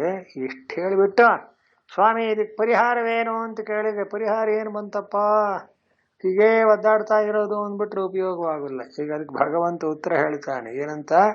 ಈ ಜನನ ಮರಣ ರೂಪವಾದ, ಸೃಷ್ಟಿ ಸ್ಥಿತಿ ಲಯ ರೂಪವಾಗಿರತಕ್ಕಂಥ ಈ ಜಗತ್ತಿನ ಒಂದಾನೊಂದು ಧರ್ಮವನ್ನು ಮೀರಿ ತಾನೇ ತಾನಾಗಿ ಯಾವ ಜನನ ಮರಣಗಳು ಇಲ್ಲದೆ ನಿತ್ಯವಾಗಿ ಶಾಶ್ವತವಾಗಿ ನೆಲೆ ನಿಲ್ಲತಕ್ಕಂಥ ಆನಂದ ಸ್ವರೂಪ ಇದೆಯೋ, ಅಂಥ ಸ್ಥಳ ಇದೆಯೋ ಅಂದ್ರೆ ಇದೆ. ಯಾವುದದು? ಪರಸ್ತಸ್ಮಾತ್ ಭಾವೋನ್ಯಃ ವ್ಯಕ್ತೋ ವ್ಯಕ್ತಾತ್ ಸನಾತನಃ ಯಸ್ಸ ಸರ್ವೇಷು ಭೂತೇಷು ನಶ್ಯತ್ಸು ನ ವಿನಶ್ಯತೆ. ನೋಡಿ, ಆ ಶ್ಲೋಕ ಹೇಳ್ತಾರೆ. ಅವ್ಯಕ್ತೋಕ್ಷರ ಇತ್ಯುಕ್ತಃ ತಮಾಹುಃ ಪರಮಾಂ ಗತಿಂ ಯಂ ಪ್ರಾಪ್ಯ ನ ನಿವರ್ತಂತೆ ಭಕ್ತ್ಯಾ ತದ್ಧಾಮ ಪರಮಂ ಮಮ. ಇವೆರಡು ಶ್ಲೋಕಗಳ ಒಟ್ಟರ್ಥ ಹೇಳೋಣ. ಪರಸ್ತಸ್ಮಾತ್ತು ಭಾವೋನ್ಯಃ ಅಂದ್ರು. ಈ ಮೇಲೆ ಓದಿದಂಥ ಒಂದಾನೊಂದು ಸಂಬಂಧ ವಾಕ್ಯದ ಅರ್ಥ ಏನು ಅಂದ್ರೆ, ನೋಡಿ, ಯಾವ ಒಂದು ಅಕ್ಷರ ಅಂತಕ್ಕ ಪರಬ್ರಹ್ಮವನ್ನು ಇಲ್ಲಿ ನಿರ್ದೇಶ ಮಾಡಿ ನಿಮಗೆ ತಿಳಿಸಿದವೋ ಅದನ್ನ ಪಡ್ಕೊಂಡ್ರೆ ಮಾತ್ರ ಏನು ಹುಟ್ಟೋದು ನಾಶವಾಗೋದು ಅಂತಕ್ಕಂಥ ಜನನ ಮರಣಗಳ ಅಥವಾ ಯಾವುದೇ ರೀತಿಯಾದ ಪಾಪ ಪುಣ್ಯಗಳ ಸಂಪರ್ಕ ಇರೋದಿಲ್ಲ. ಅದು ಯಾವ ತತ್ವ ಹೇಳಿದೀವಲ್ಲ, ಓಮಿತ್ಯೇಕಾಕ್ಷರಂ ಬ್ರಹ್ಮ ಅಂತ, ಅದೇ ತತ್ವ ಆಯಿತು. ಆಮೇಲೆ ಇದಾನೀಂ, ಈಗ ಆ ತತ್ವವನ್ನೇನು ಹೇಳಿದ್ದೇವೆಯೋ, ಅಕ್ಷರಸ್ಯೈವ ಸ್ವರೂಪ ನಿರ್ದಿದೀಕ್ಷಯಾನ್. ಅಕ್ಷರ ಅಕ್ಷರ ಅಂದ್ರೆ ಬರೆಯೋ ಅಕ್ಷರ ಅಂತ ಅರ್ಥವಲ್ಲ, ನಾಶರಹಿತವಾದ ವಸ್ತು. ಕ್ಷರ ಅಂದ್ರೆ ನಾಶ. ನಾಶರಹಿತವಾದಂತಹ ಆ ಪರಬ್ರಹ್ಮ ಸ್ವರೂಪವನ್ನ ಈಗ ನಿರ್ದೇಶ ಮಾಡಿ ಗುರುತಿಸಿ ತೋರಿಸ್ತೇವೆ. ಅದಕ್ಕೋಸ್ಕರ ಈ ಮಾತನ್ನು ಕೇಳಿ ಉಚ್ಯತೆ. ಯಾಕೆ ಅಂದ್ರೆ ಆ ಅಕ್ಷರ ರೂಪವಾದ ಬ್ರಹ್ಮವನ್ನ ನೀವು ಸೇರಿದರೆ ಹೇಗೆ ಸೇರಬೇಕು? ಯೋಗ ಮಾರ್ಗೇಣ ಅಂತ. ಅದಕ್ಕೊಂದು ಪ್ರತ್ಯೇಕವಾದ ಯೋಗ ಮಾರ್ಗ ಅಂತಿದೆ. ಆ ಯೋಗ ಮಾರ್ಗದಿಂದ ಹೋಗಿ ಅಕ್ಷರ ಸ್ವರೂಪವನ್ನು ಸೇರಿದರೆ ಇನ್ನು ಮತ್ತೆ ಹುಟ್ಟೋ ಹಾಗಿಲ್ಲ, ಮತ್ತೆ ನಾಶವಾಗುವ ಹಾಗಿಲ್ಲ. ಸಂಪೂರ್ಣವಾಗಿ ಈ ಸಂಸಾರದಿಂದ, ಜಗತ್ತಿನ ಸೃಷ್ಟಿ ಸ್ಥಿತಿ ಲಯಗಳ ರೂಪವಾದ ಸಂಸಾರದಿಂದ ಬಿಡುಗಡೆಯಾಗುತ್ತದೆ. ಅದಕ್ಕೋಸ್ಕರ ಹೇಳ್ತಾರೆ ಪರಸ್ತಸ್ಮಾತ್ ಭಾವೋನ್ಯಃ ಅಂದ ಭಗವಂತ. ಅಂದರೆ ಪರಹ ವ್ಯತಿರಿಕ್ತ ಭಿನ್ನ ತಸ್ಮಾತ್ ಪೂರ್ವೋಕ್ತಾತ್ ತು ಅಂತಿದೆ ನೋಡಿ. ಪರಸ್ತಸ್ಮಾತ್ ತು ಅಂತ. ತು ಶಬ್ದ ಅಕ್ಷರಸ್ಯ ವಿವಕ್ಷಿತಸ್ಯ ಅವ್ಯಕ್ತಾದ್ ವೈಲಕ್ಷಣ್ಯ ವಿಶೇಷಣಾರ್ಥ. ಅಲ್ಲೇನು ಹೇಳ್ತಾರೆ? ಪರಸ್ತಸ್ಮಾತ್ ತು. ತು ಅಂದ್ರೆ ಈಗ ಹಿಂದೆ ಹೇಳಿದ್ದು ಎರಡು ವಸ್ತು, ಒಂದು ವ್ಯಕ್ತ, ಒಂದು ಅವ್ಯಕ್ತ ಅಂದರು. ವ್ಯಕ್ತ ಅಂದ್ರೆ ತೋರಿಕೊಳ್ಳೋದು, ಅವ್ಯಕ್ತ ಅಂದ್ರೆ ಅದಕ್ಕೆ ಮೂಲಭೂತವಾದ ಬೀಜ. ಯಾಕೆ ಬೀಜ ವೃಕ್ಷ ಅಂತೀವೋ, ವೃಕ್ಷವನ್ನ ವ್ಯಕ್ತ ಅಂತಾರೆ, ಬೀಜವನ್ನ ಅವ್ಯಕ್ತ ಅಂತ ಅಲ್ವೇ? ಒಂದು ಮರ ನೋಡಿದ್ರೆ ಅದು ಬೀಜದಿಂದ ಹುಟ್ಟಿರಬೇಕು ಅಂತ ಎಲ್ಲರೂ ಒಪ್ತಾರೆ. ಬೀಜ ತೋರಿಸಿ ಅಂದ್ರೆ ಆಗೋಲ್ಲ. ಮರವಾಗಿ ಬಿಟ್ಮೇಲೆ ಅದೇನಾಗಿದೆ? ಬೀಜವೇ ಮರವಾಗಿರುತ್ತದೆ. ಮರ ಅನ್ನೋದು ಬೀಜವಿಲ್ಲದೆ ಬಂದಿಲ್ಲ ಅನ್ನುವಂತೆ ಈ ಜಗತ್ತಿಗೆ ಬೀಜವನ್ನು ಅವ್ಯಕ್ತ ಅಂತಾರೆ. ಜಗತ್ತಾಗಿ ಎಲ್ಲ ನಾಮರೂಪಾತ್ಮಕವಾಗಿ ಬೇರೆ ಪ್ರಪಂಚ ಹರಡಿಕೊಂಡ್ರೆ ಅದನ್ನು ವ್ಯಕ್ತ ಅಂತಾರೆ. ಹೀಗೆ ವ್ಯಕ್ತ ಅವ್ಯಕ್ತ ಅನ್ನೋ ಶಬ್ದಗಳ ಅರ್ಥವನ್ನು ತಿಳ್ಕೊಳ್ಳಿ. ಈಗ ಈ ಜಗತ್ತು ಏನಾಗಿದೆ? ವ್ಯಕ್ತವಾಗಿದೆ. ಪ್ರಳಯ ಕಾಲದಲ್ಲಿ ಏನಾಗುತ್ತೆ? ಅವ್ಯಕ್ತವಾಗುತ್ತೆ. ಅಯ್ಯೋ ಯಾವ ಪ್ರಳಯ ಕಾಲ ಆಗುತ್ತೋ ಏನೋ ಅನ್ಬೇಡಿ, ದಿನಾ ಈ ಜಗತ್ತು ಅವ್ಯಕ್ತವಾಗೋದನ್ನು ನಾವು ನೋಡಿದ್ವಿ. ಯಾಕೆ? ಗಾಢ ನಿದ್ರೆ ಬಂದ ಕೂಡಲೇ ಜಗತ್ತೇನಾಗುತ್ತದೆ ಹೇಳಿ ನೋಡೋಣ? ಅವ್ಯಕ್ತವಾಗುತ್ತೆ. ಎಚ್ಚರವಾದ ಏನಾಗುತ್ತೆ? ವ್ಯಕ್ತ ಆಗೋಯ್ತು. ಈ ವ್ಯಕ್ತ ವ್ಯಕ್ತಿಗಳಂದೇನು ನಾವು ಅನುಭವ ಇಲ್ಲ ಅಂತ ತಿಳ್ಕೊಳ್ಳೋ ಹಾಗಿಲ್ಲ, ಅನುಭವದಲ್ಲೇ ಇದೆ. ಪ್ರತಿದಿನವೂ ನಾವು ಈ ಅವ್ಯಕ್ತಕ್ಕೂ ಹೋಗ್ತೀವಿ, ಅವ್ಯಕ್ತಲ್ಲೂ ಇರ್ತೇವೆ, ವ್ಯಕ್ತಲ್ಲೂ ಇರ್ತೀವಿ. ಅವ್ಯಕ್ತ ವ್ಯಕ್ತ ಅನ್ನೋ ಸ್ವಭಾವ ಯಾರಿಗೆ ಸೇರಿದ್ದು? ಆತ್ಮನಿಗಲ್ಲ, ಜಗತ್ತಿಗೆ ಸೇರಿದ್ದು. ಅದಕ್ಕೋಸ್ಕರ ಹೇಳ್ತಾರೆ. ಈಗ ಆತ್ಮ ಹೇಗಿದ್ದಾನೆ ಅಂದರೆ ಪರಹ, ಈ ವ್ಯಕ್ತಾವ್ಯಕ್ತಗಳ ರೂಪವಾದಂಥ ಒಂದಾನೊಂದು ವ್ಯವಹಾರದಿಂದ ಮೀರಿದ್ದಾನೆ. ಯಾಕೆ? ಪರಸ್ತಸ್ಮಾತ್ತು ಭಾವೋನ್ಯ. ತು ಅನ್ನೋ ಶಬ್ದ ಏನು ಮಾಡುತ್ತೆ? ತುಶಬ್ದ ಅಕ್ಷರಸ್ಯ ವಿವಕ್ಷಿತಸ್ಯ ಅವ್ಯಕ್ತ ದ್ವೈಲಕ್ಷಣ್ಯ ವಿಶೇಷಣಾರ್ಥ ಅಂತ. ತು ಅಂತ ಹೇಳಿದ್ರಿಂದ ಇದುವರೆಗೆ ನಾವು ವ್ಯಕ್ತಾವ್ಯಕ್ತಗಳನ್ನೇನು ವಿಚಾರ ಮಾಡಿದೋ ಆ ಅವ್ಯಕ್ತಕ್ಕಿಂತಲೂ, ಅವ್ಯಕ್ತ ಅಂದ್ರೆ ಕಾರಣ, ವ್ಯಕ್ತ ಅಂದ್ರೆ ಕಾರ್ಯ. ಪರಮಾತ್ಮ ಅನ್ನೋನು ಕಾರಣವೋ ಕಾರ್ಯವೋ ಅಂತ ಕೇಳಬೇಡಿ, ಕಾರಣವೂ ಅಲ್ಲ ಕಾರ್ಯವೂ ಅಲ್ಲ. ಆ ಕಾರಣ ಕಾರ್ಯ ಅಂತಕ್ಕಂಥ ವ್ಯಕ್ತಾವ್ಯಕ್ತಗಳ ಒಂದಾನೊಂದು ತತ್ವಕ್ಕೂ ಮಿಗಿಲಾದವನು, ಅದಕ್ಕಿಂತ ಮೇಲಿದ್ದಾನೆ ಅಂತ. ಆದ್ದರಿಂದ ಅವನ್ನೇನಂತಾರೆ? ಅಕ್ಷರ ಅಂತೀವಿ ನೋಡಿ. ಇದು ಕ್ಷರ, ಅಕ್ಷರ ಅನ್ನೋ ಕಡೆಯಲ್ಲಿ ಅಕ್ಷರ ಅಂದ್ರೆ ನಾಶವಾಗದೇ ಇದ್ದದ್ದು ಅರ್ಥ ಮಾಡೋ ಹಾಗಿಲ್ಲ, ಕ್ಷರಕ್ಕಿಂತ ವಿಲಕ್ಷಣ ಅಂತ ಅಷ್ಟರ್ಥ ಮಾಡಿದ್ರು. ಅವ್ಯಕ್ತ ಅಂತ ಮಾಡಿದ್ರು. ಪರಮಾತ್ಮನ ಅಕ್ಷರತ್ವ ಅಂದ್ರೆ ಏನು? ಎಂದೆಂದಿಗೂ ನಾಶವಾಗದೇ ಇರತಕ್ಕ ಸ್ವರೂಪ ಅಂತ. ಅದೇ ಪರಬ್ರಹ್ಮ. ವ್ಯತಿರಿಕ್ತತ್ವೇ ಸತ್ಯವೇ ಸಾಲಕ್ಷಣ್ಯ ಪ್ರಸಂಗೋ ಅಸ್ತಿ ಇತಿ ತದ್ವಿನಿವೃತ್ತ್ಯರ್ಥಂ ಆಹ ಓನ್ಯಃ ಇತಿ. ವ್ಯಕ್ತ ಅವ್ಯಕ್ತಗಳನ್ನ ಪ್ರಸ್ತಾಪ ಮಾಡಿದ್ರಿಂದ ವ್ಯಕ್ತಕ್ಕಿಂತಲೂ ಅವ್ಯಕ್ತಕ್ಕಿಂತಲೂ ಮಿಗಿಲಾದವನು ಅಂತ ವ್ಯಕ್ತೋ ವ್ಯಕ್ತಾತ್ ಸನಾತನಃ ಅಂತ ಬರೆದಾರಲ್ಲ, ಅದನ್ನೇ ಅಕ್ಷರ ರೂಪವಾದ ಬ್ರಹ್ಮ. ಆದರೆ ಅದು ವ್ಯಕ್ತಕ್ಕಿಂತಲೂ ವಿಲಕ್ಷಣ, ಅವ್ಯಕ್ತಕ್ಕಿಂತಲೂ ವಿಲಕ್ಷಣ. ಹಾಗೆ ತಿಳಿಸೋದಕ್ಕೋಸ್ಕರ ಅನ್ಯ ಅಂತ ಇನ್ನೂ ಒಂದು ಶಬ್ದವನ್ನು ಬರೆದಿದ್ದಾರೆ. ಅನ್ಯ ಅನ್ಯ ಅಂದ್ರೆ ಏನು? ಇದಕ್ಕೆ ಯಾವ ಸಂಬಂಧವೂ ಇಲ್ಲ. ಪರಬ್ರಹ್ಮವನ್ನು ಅವ್ಯಕ್ತ ಅಂತಲೂ ಕರೆಯೋಕ್ಕಾಗಲ್ಲ, ವ್ಯಕ್ತ ಅಂತಲೂ ಕರೆಯೋಕ್ಕಾಗಲ್ಲ. ವ್ಯಕ್ತ ವ್ಯಕ್ತಗಳೆರಡು ಸಂಸಾರಕ್ಕೆ ಸೇರಿದ್ದು. ಆ ಭಾವ ಅಂದ್ರೆ ಇದನ್ನು ಮೀರಿದ್ಯಾವುದು ಅಂತ ಇದೇ ಮುಂದೆ ಬರುತ್ತೆ. ಯಸ್ಮಾತ್ ಕ್ಷರಮತೀತೋಹಂ ಅಕ್ಷರಾದಪಿ ಚೋತ್ತಮಃ ಅಂತ ಅಥೋಸ್ಮಿ ಲೋಕೆ ವೇದೇ ಚ ಪ್ರಸಿದ್ಧ ಪುರುಷೋತ್ತಮಃ ಅಂತ 15ನೇ ಅಧ್ಯಾಯದಲ್ಲಿ ಈ ಶ್ಲೋಕ ಬರುತ್ತೆ. ಅಲ್ಲೂ ಅಷ್ಟೇ ಕ್ಷರ ಅಕ್ಷರ ಅಂತ ಶಬ್ದ ಉಪಯೋಗ. ಕ್ಷರ ಅಂದ್ರೆ ಜಗತ್ತು, ನಾಮರೂಪಾತ್ಮಕವಾದ ಜಗತ್ತು. ಅಕ್ಷರ ಅಂದ್ರೆ ಅದಕ್ಕೆ ಮೂಲಭೂತವಾದಂತಹ ಕಾರಣ ಅಂತ. ಈ ಕಾರ್ಯ ಕಾರಣ ರೂಪವಾದ ಈ ಜಗತ್ತೇನಿದೆಯೋ ಇದನ್ನು ಎಲ್ಲವನ್ನೂ ಮೀರಿದವನು ಅಂದ್ರೆ ಇದಕ್ಕಿಂತ ವಿಲಕ್ಷಣ. ಇದಕ್ಕಿಂತ ಅನ್ಯ ಅಂದ್ರೆ ಬೇರೆ ಅಂತಲ್ಲ, ಇದಕ್ಕಿಂತ ವಿಲಕ್ಷಣ ಅಂದ್ರೆ ಏನು? ವಿಲಕ್ಷಣ ಅನ್ನೋ ಶಬ್ದಕ್ಕೂ ಅನ್ಯ ಅನ್ನಕ್ಕೂ ಬೇರೆ ಅರ್ಥ ಇದೆ. ಅನ್ಯ ಅಂದ್ರೆ ಇದಕ್ಕಿಂತ ಬೇರೆ ಇರಬಹುದು, ಆದ್ರೆ ಅವನಿಗೂ ಜನನ ಮರಣಗಳಿರಬಹುದಲ್ಲ ಅಂದ್ರೆ ಹಾಗಲ್ಲ ಅಂತ. ವಿಲಕ್ಷಣ ಅಂದ್ರೆ ಏನು? ಇದಕ್ಕಿಂತ ಪೂರ್ಣವಾಗಿ ಬೇರೆ.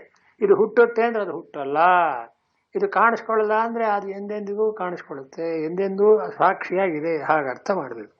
ಇಂಥ ಯಾವ ಒಂದಾನೊಂದು ವ್ಯಕ್ತಾವ್ಯಕ್ತಗಳನ್ನು ಮೀರಿದಂತಹ ತತ್ವ ಇದೆಯಲ್ಲ, ಅದನ್ನೇ ಏನಂತೀವಿ? ಅದು ಹೇಗಿದೆ? ಯಸ್ಸ ಸರ್ವೇಷು ಭೂತೇಷು ನಶ್ಯತ್ಸು ನ ವಿನಶ್ಯತಿ. ಅವ್ಯಕ್ತಾವ್ಯಕ್ತಗಳಿಂದ ಮೀರಿದಂತಹ ತತ್ವ ಅದು. ಆದ್ದರಿಂದ ಪೂರ್ವೋಕ್ತಾತ್ ಭೂತಗ್ರಾಮ ಬೀಜಾತ್ ಬೀಜಭೂತಾದ ವಿದ್ಯಾಲಕ್ಷಣಾದ ಅವ್ಯಕ್ತಾತ್ ಅನ್ಯಃ. ವ್ಯಕ್ತಕ್ಕಿಂತಲೂ ಅವ್ಯಕ್ತಕ್ಕಿಂತಲೂ ಅತ್ಯಂತ ವಿಲಕ್ಷಣನಾದವನು ಎಂಬ ಅಭಿಪ್ರಾಯ. ಸನಾತನಃ, ಚಿರಂತನ, ಎಂದೆಂದೂ ಇರತಕ್ಕದ್ದು. ಅಂದ್ರೆ ಅದಕ್ಕೆ ವಿಕಾರ ಇಲ್ಲ.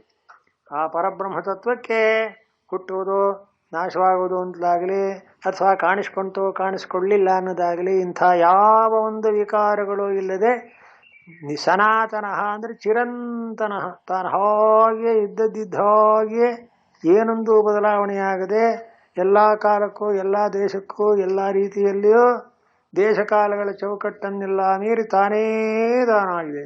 ಆದ್ರಿಂದಲೇ ಅದನ್ನು ಅಕ್ಷರ ಅಂತ ಕರೀತಾರೆ. ಇದು ಸನಾತನ. ಯಸ್ಸಭಾವ ಸರ್ವೇಷು ಬ್ರಹ್ಮಾದಿಷು ಸರ್ವೇಷು ಭೂತೇಷು ನಶ್ಯತ್ಸು ನ ವಿನಶ್ಯತಿ ಇದೊಂದು ಮಾತು. ಈಗ ನೋಡಿ, ನಾಶವಾಗೋದೆಲ್ಲ ನಾಮರೂಪಗಳೇ. ಮೂಲಭೂತವಾದ ತತ್ವಕ್ಕೆ ಏನೊಂದು ನಾಶ ಅನ್ನೋದು ಇಲ್ಲ. ಅದೇ ಎಲ್ಲರ ಆತ್ಮ. ಆ ಮಾತನ್ನು ಮರ್ತಿಲ್ಲ ಅವರು ಬರೆದಿದ್ದಾರೆ. ಏನಂತ? ಪೂರ್ವೋಕ್ತಾತ್ ಭೂತಗ್ರಾಮ ಬೀಜಭೂತಾದ ವಿದ್ಯಾಲಕ್ಷಣಾದ ವ್ಯಕ್ತಾತ್ ಅನ್ಯಃ ಸನಾತನಃ ಚಿರಂತನಃ. ಈಗ ಸ್ವಲ್ಪ ಗಮನಿಸಿ ನೀವು. ವ್ಯಕ್ತ ಅವ್ಯಕ್ತ ಅಂತ ಹೇಳಿದ ಮಾತುಗಳೆಲ್ಲ ಪ್ರಪಂಚದ ವ್ಯಾಪಾರಕ್ಕೆ ಸೇರಿದ್ದೇ ಹೊರತು ಪರಬ್ರಹ್ಮವನ್ನು ವ್ಯಕ್ತವೋ ಅವ್ಯಕ್ತವೋ ಅಂತ ಪ್ರಶ್ನೆ ಕೇಳಬಾರದು. ಅದು ವ್ಯಕ್ತವೂ ಅಲ್ಲ. ಈ ವ್ಯಕ್ತ ಅವ್ಯಕ್ತ ಅಂತಕ್ಕೆ ಯಾವ ಸಂಸಾರ ಬೀಜವಾದಂಥ ಅವ್ಯಕ್ತ, ಸಂಸಾರ ರೂಪವಾದಂಥ ವ್ಯಕ್ತ, ಇವೆರಡಕ್ಕಿಂತಲೂ ಮಿಗಿಲಾದವನು ಅವನ್ಯಾರವನು? ಸನಾತನಃ ಚಿರಂತನಃ ಅಂತಾರೆ. ಹಾಗಾದ್ರೆ ಅದು ಏನಿರಬಹುದು ಅಂತ ಅದೇ ಸ್ವಾರಸ್ಯ. ಏನು ಅಂತ ಹೇಳಕ್ ಬರದೇ ಇರ್ತಕ್ಕದ್ದೇ ಅದು. ಅದು ಇದು ಏನು ಅಂತ ಹೇಳೋಕೆ ಆ ತತ್ವವನ್ನ ನಿರ್ದೇಶ ಮಾಡೋಕ್ ಬರೋಲ್ಲ ಅಂತ. ಯಾಕೆ ಬರೋಲ್ಲ ಅಂತ? ಅದು ಒಂದೇ ಇರೋದು ಅದ್ವೈತ ಅಂತ. ಅದ್ವೈತಲ್ಲಿ ವ್ಯವಹಾರ ಇದೆಯೋ? ಅಷ್ಟೇ, ನೀವೇ ತಿಳ್ಕೊಳ್ಳಿ. ಒಂದು ಗಾದೆ ಹೇಳ್ತಾರೆ ನೋಡಿ, ಸ್ವಾಮಿ 2 ಕೈ ಕೂಡಿದ್ರು ಚಪ್ಪಾಳೆ ಅಂತ. ಯಾಕೆ? ಒಂದೇ ಕೈಲಿ ಚಪ್ಪಾಳೆ, ಒಂದೇ ಕೈಲಿ ಹೇಗೆ ಚಪ್ಪಾಳೆ ಹೊಡೆಯೋದು? 2 ಕೈ ಕೂಡಿದ್ರು ತಾನೇ ಚಪ್ಪಾಳೆ ಅಂತ ಆಗುತ್ತೆ. ಆದ್ದರಿಂದ 2 ಇರಲೇಬೇಕಲ್ಲ. ಆ 2 ಅನ್ನೋದೇ ಅನ್ನೋದೇ ದ್ವೈತ. ದ್ವೈತವೇ ಅವಿದ್ಯಾ ಲಕ್ಷಣ. ಅದ್ವೈತಲ್ಲಿ ಏನು ವ್ಯವಹಾರ ಇಲ್ಲ. ಅದಕ್ಕೆ ಪ್ರಪಂಚೋಪಶಮಂ ಶಾಂತಂ ಶಿವಂ ಅದ್ವೈತಂ ಅಂತ ನೋಡಿ. ಅದ್ವೈತ ಸಿದ್ಧಾಂತದ ಮೂಲಭೂತವಾದಂತಹ ತತ್ವ ಇದೇನು? ಅದ್ವೈತ ಅನ್ನೋದು ಎಂದೆಂದಿಗೂ ನಾಶವಾಗಲ್ಲ. ಯಾಕೆ ನಾಶವಾಗಬೇಕಾದ್ರೆ ದ್ವೈತದಲ್ಲೇನೆ ಆಗತಕ್ಕದ್ದು, ನಾಶವಾಗುವುದು, ಅದನ್ನು ನೋಡೋದು ಅಂತ. ಈಗ ನಾಶವಾಯಿತು ಅಂತ ಏನಾದ್ರು ಹೇಳಬೇಕಾದ್ರೆ ದ್ವೈತ ಬೇಕು. ಯಾಕೆ? ನಾಶವಾಗುವುದನ್ನು ನೋಡೋನೊಬ್ಬ ಇರ್ಬೇಕಲ್ಲ. ಹೋಯ್ತು ಬಂತು ಅನ್ಬೇಕಾದ್ರೆ, ಸ್ವಾಮಿ ಪದಾರ್ಥ ಬಂತು ಹೋಯ್ತು ಅಂದ್ರೆ ನೀವು ಬಂದ್ರೋ ಹೋದ್ರು ಅಂದ್ರೆ ನಾನಲ್ರಿ. ಪದಾರ್ಥ ಹೋದದ್ದನ್ನು ನಾನೇ ನೋಡಿದೆ, ಬಂದದ್ದು ನಾನು ಅನ್ನೋದು ಅದು ವಸ್ತುವಿನ ಅಭಿಪ್ರಾಯ, ಇದಕ್ಕೆ ಸಂಬಂಧಪಟ್ಟದ್ದಲ್ಲ ಅದು. ಹಾಗೆ ಪರಬ್ರಹ್ಮ ವಸ್ತು ಅನ್ನೋದು ವ್ಯಕ್ತಕ್ಕಿಂತಲೂ ಅವ್ಯಕ್ತ. ವ್ಯಕ್ತ ಅವ್ಯಕ್ತಗಳು ಯಾವುದು? ಪ್ರಪಂಚ. ಪ್ರಳಯ ಕಾಲದಲ್ಲಿ ಅವ್ಯಕ್ತ ರೂಪವಾಗಿರುತ್ತೆ, ಸೃಷ್ಟಿ ಕಾಲದಲ್ಲಿ ವ್ಯಕ್ತ ರೂಪವಾಗಿರುತ್ತೆ. ಈ ಅವ್ಯಕ್ತವೂ ಬ್ರಹ್ಮವಲ್ಲ, ವ್ಯಕ್ತವೂ ಬ್ರಹ್ಮವಲ್ಲ, ಎರಡಕ್ಕಿಂತಲೂ ಪರಹ, ಅದಕ್ಕಿಂತ ಮೀರಿದ್ದು ಅಂದ್ರು. ಭೂತಗ್ರಾಮ ಬೀಜಭೂತ ಅಂದ್ರೆ ಈ ಪ್ರಾಣಿಗಳೆಲ್ಲ ಹುಟ್ಟುವುದಕ್ಕೆ ಕಾರಣವಾದ ಬೀಜವಾದ ಅವ್ಯಕ್ತ ಇದೆಯಲ್ಲ, ಆ ಅವ್ಯಕ್ತಕ್ಕಿಂತಲೂ ಸನಾತನ ಅಂದ್ರು. ಅಲ್ಲಿ ಒಂದು ಮಾತು ಬರೀತಾರೆ ಆಚಾರ್ಯ, ಅವಿದ್ಯಾ ಲಕ್ಷಣ ಅವ್ಯಕ್ತ ಅಂತ. ಅವಿದ್ಯಾ ಲಕ್ಷಣ ಅಂತಂದ್ರೇನು? ಆ ಬ್ರಹ್ಮವನ್ನು ತಿಳ್ಕೊಳ್ಳೋವರೆಗೂ ಈ ವ್ಯಕ್ತ ಅವ್ಯಕ್ತಗಳು ಇದೆ ಅಂತಲೂ, ಅದರಿಂದ ಹುಟ್ಟುತ್ತೆ ಅಂತಲೂ ನಾಶವಾಗುತ್ತೆ ಅಂತಲೂ ಹೇಳ್ತಾ ಇರ್ತೇವೆ ನಾವು. ಆ ಪರಬ್ರಹ್ಮ ತಿಳ್ಕೊಂಡಾಗ ಏನಾಗುತ್ತೆ? ಅಯ್ಯೋ ಯಾವುದು ಸತ್ಯವಲ್ಲ ಅಂದ್ರೆ ಸೃಷ್ಟಿಯೂ ಇಲ್ಲ. ಅದಕ್ಕೆ ಬರೀತಾರೆ ನೋಡಿ, ಮಾಂಡಕ್ಯದ ಕಾರಿಕೆ ಒಳಗೆ ಬರುತ್ತೆ ನೋಡಿ, ಏನಂತ? ಪ್ರಪಂಚ ಯದಿ ವಿದ್ಯೇತ ನಿವರ್ತೇತ ನ ಸಂಶಯ. ಹೇಳ್ಬೇಕಾದ್ರೆ ಆ ಒಂದು ಮಾತನ್ನ ಎಷ್ಟು ಎದೆ ಬೇಕು ಹೇಳಿ ನೋಡೋಣ. ಏನಂತಾರಲ್ಲಿ? ಪ್ರಪಂಚೋ ಯದಿ ವಿದ್ಯೇತ ನಿವರ್ತೇತ ನ ಸಂಶಯ ಮಾಯಾ ಮಾತ್ರವಿದಂ ದ್ವೈತಂ ಅದ್ವೈತಂ ಪರಮಾರ್ಥ. ಎಂಥ ಮಾತು! ಆ ಮಾತು ಅರ್ಥವಾದ್ರೆ ಇದು ಬೇಗ ಅರ್ಥ ಆಗ್ಬಿಡುತ್ತೆ. ಕಾರ್ಯ ಕಾರಣ ಅಂತಲೂ, ಆ ಒಂದಾನಂದ ಅವ್ಯಕ್ತವೇ ಕಾರಣ ಅಂತಲೂ, ವ್ಯಕ್ತವೇ ಕಾರ್ಯ ಅಂತಲೂ, ಅವ್ಯಕ್ತದಿಂದ ವ್ಯಕ್ತ ಹುಟ್ಟುತ್ತೆ ಅಂತಲೂ ಇಷ್ಟೆಲ್ಲ ಪುರಾಣ ಹೇಳಿದ್ರು ಕೊನೆಯಲ್ಲಿ ಏನಂತಾರೆ? ಪ್ರಪಂಚನೇ ಇಲ್ಲ ಅಂದ್ಬಿಟ್ರು. ಇಲ್ವೇ ಇಲ್ಲ ಅಂದ್ರೆ ಸ್ವಾಮಿ ಪ್ರಪಂಚ ಯಾವಾಗ ಹುಟ್ಟುತ್ತೆ ಇಲ್ರಿ? ಇಲ್ವೇ ಇಲ್ಲ ಅಂದ್ರೆ ಹುಟ್ಟೋದಿಲ್ವಂದ್ರೆ ಪ್ರಪಂಚ ಯದಿ ವಿದ್ಯೇತ ಅಂತ. ಅದಕ್ಕೆ ವೇದಾಂತಲ್ಲಿ ಏನ್ ಹೇಳ್ತಾರೆ ಗೊತ್ತೇ? ಒಬ್ಬ ತಾಯಿಗೆ ಮಕ್ಕಳೇ ಇರಲ್ಲ ಅಂತ ಇಟ್ಕೊಳ್ಳಿ. ಸ್ವಾಮಿ ಇವ್ರನ್ನ ತಾಯಿ ಅಂತಾರಲ್ಲ ಅಂತ. ಸುಮ್ಮನೆ ತಾಯಿ ಅಂತಾರೆ. ಮಕ್ಕಳಿದ್ದು ತಾನೇ ತಾಯಿ ಅಂತ ಕರೆಯೋದು, ಸಾಪೇಕ್ಷವಲ್ವೇ ಅದು ಅಂತ ಕೇಳ್ತಾರೆ. ಆದ್ದರಿಂದ ಯಾವ ಒಂದಾನೊಂದು ತತ್ವ ನಿತ್ಯವಾಗಿ ಶಾಶ್ವತವಾಗಿ ತಾನೇ ಅದ್ವಿತೀಯವಾಗಿದೆಯೋ ಅಲ್ಲಿ ಏನೊಂದು ವ್ಯವಹಾರ ಇಲ್ಲ, ಅವ್ಯವಹಾರಿಯ. ಅಲ್ಲಿ ಇದೆಯೇ ಇಲ್ವೇ, ಬೀಜ ಯಾವುದು ವೃಕ್ಷ ಯಾವುದು ಅಂತ ಕೇಳೋ ಪ್ರಶ್ನೆ ಹುಟ್ಟಲ್ಲ. ಅದೇನಿದ್ರು ಅವಿದ್ಯೆಯಲ್ಲಿ ಮಾತ್ರ. ಆದ್ರಿಂದ ಅದನ್ನು ಸನಾತನ ಚಿರಂತನ, ಅದು ಯಾವಾಗಲೂ ಬದಲಾಯಿಸ್ತಕ್ಕಂಥಲ್ಲ, ತಾನೇ ತಾನಾಗಿ ಇರತಕ್ಕಂಥ ವಸ್ತು. ಅದನ್ನೇ ಯಸ್ಸಭಾವ ಸರ್ವೇಷು ಭೂತೇಷು. ಅದು ಎಲ್ಲಿದೆಯೋ ಏನೋ ಸ್ವಾಮಿ ಅನ್ಬೇಡಿ, ಅಪರೋಕ್ಷ ಯತ್ ಸಾಕ್ಷಾತ್ ಅಪರೋಕ್ಷಾತ್ ಬ್ರಹ್ಮ ಅನ್ನತ್ತೆ. ಅದೇನ ಉಪನಿಷತ್ತು ಒಂದೊಂದು ಮಾತು ಹೇಳುತ್ತೆ. ನಾವು ಅಲ್ಲಿ ಕೇಳಿದ್ರೆ ಇಲ್ಲಿ ಕೇಳಿದ ಹಾಗಾಗಲ್ಲ, ಇಲ್ಲಿ ಕೇಳಿದ್ರೆ ಅಲ್ಲಿ ಕೇಳಿದ ಹಾಗಾಗಲ್ಲ. ಪೂರ ಎಲ್ಲ ಕೇಳ್ಬಿಟ್ಟು ಕೊನೆ ಏನೋ ಹೇಳಿದ್ರಪ್ಪ ಹ್ಞೂ ಅಂದ್ಬಿಟ್ಟು ಯಾಕೆ ಅಂತ ಅದು ಯಾವಾಗಲೂ ಅನುಭವ ಬರೋ ತನಕ ಪ್ರತಿಯೊಬ್ಬನಿಗೂ ಈ ಸಂಶಯ ಹೋಗಲ್ಲ. ನೀವೆಷ್ಟೇ ಓದಿ, ಎಷ್ಟೇ ವಿಚಾರ ಮಾಡಿ, ಎಷ್ಟೇ ಇನ್ನೊಬ್ಬರಿಗೆ ಉಪದೇಶ ಮಾಡಲಿ, ಪುಸ್ತಕ ಬರೀಲಿ, ಈ ಪುಸ್ತಕ ಬರೆದ್ಬಿಟ್ರೆ ಆ ಬರೆದಿರೋನಿಗೆಲ್ಲ ಸಂಶಯಗಳೆಲ್ಲ ಹೋಗಿವೆ ಅಂತ ಹೇಳಕ್ ಸಾಧ್ಯ ಅಂತ. ಒಂದೇ ಸಂಶಯ ಹೋಗೋದು ಯಾವಾಗ?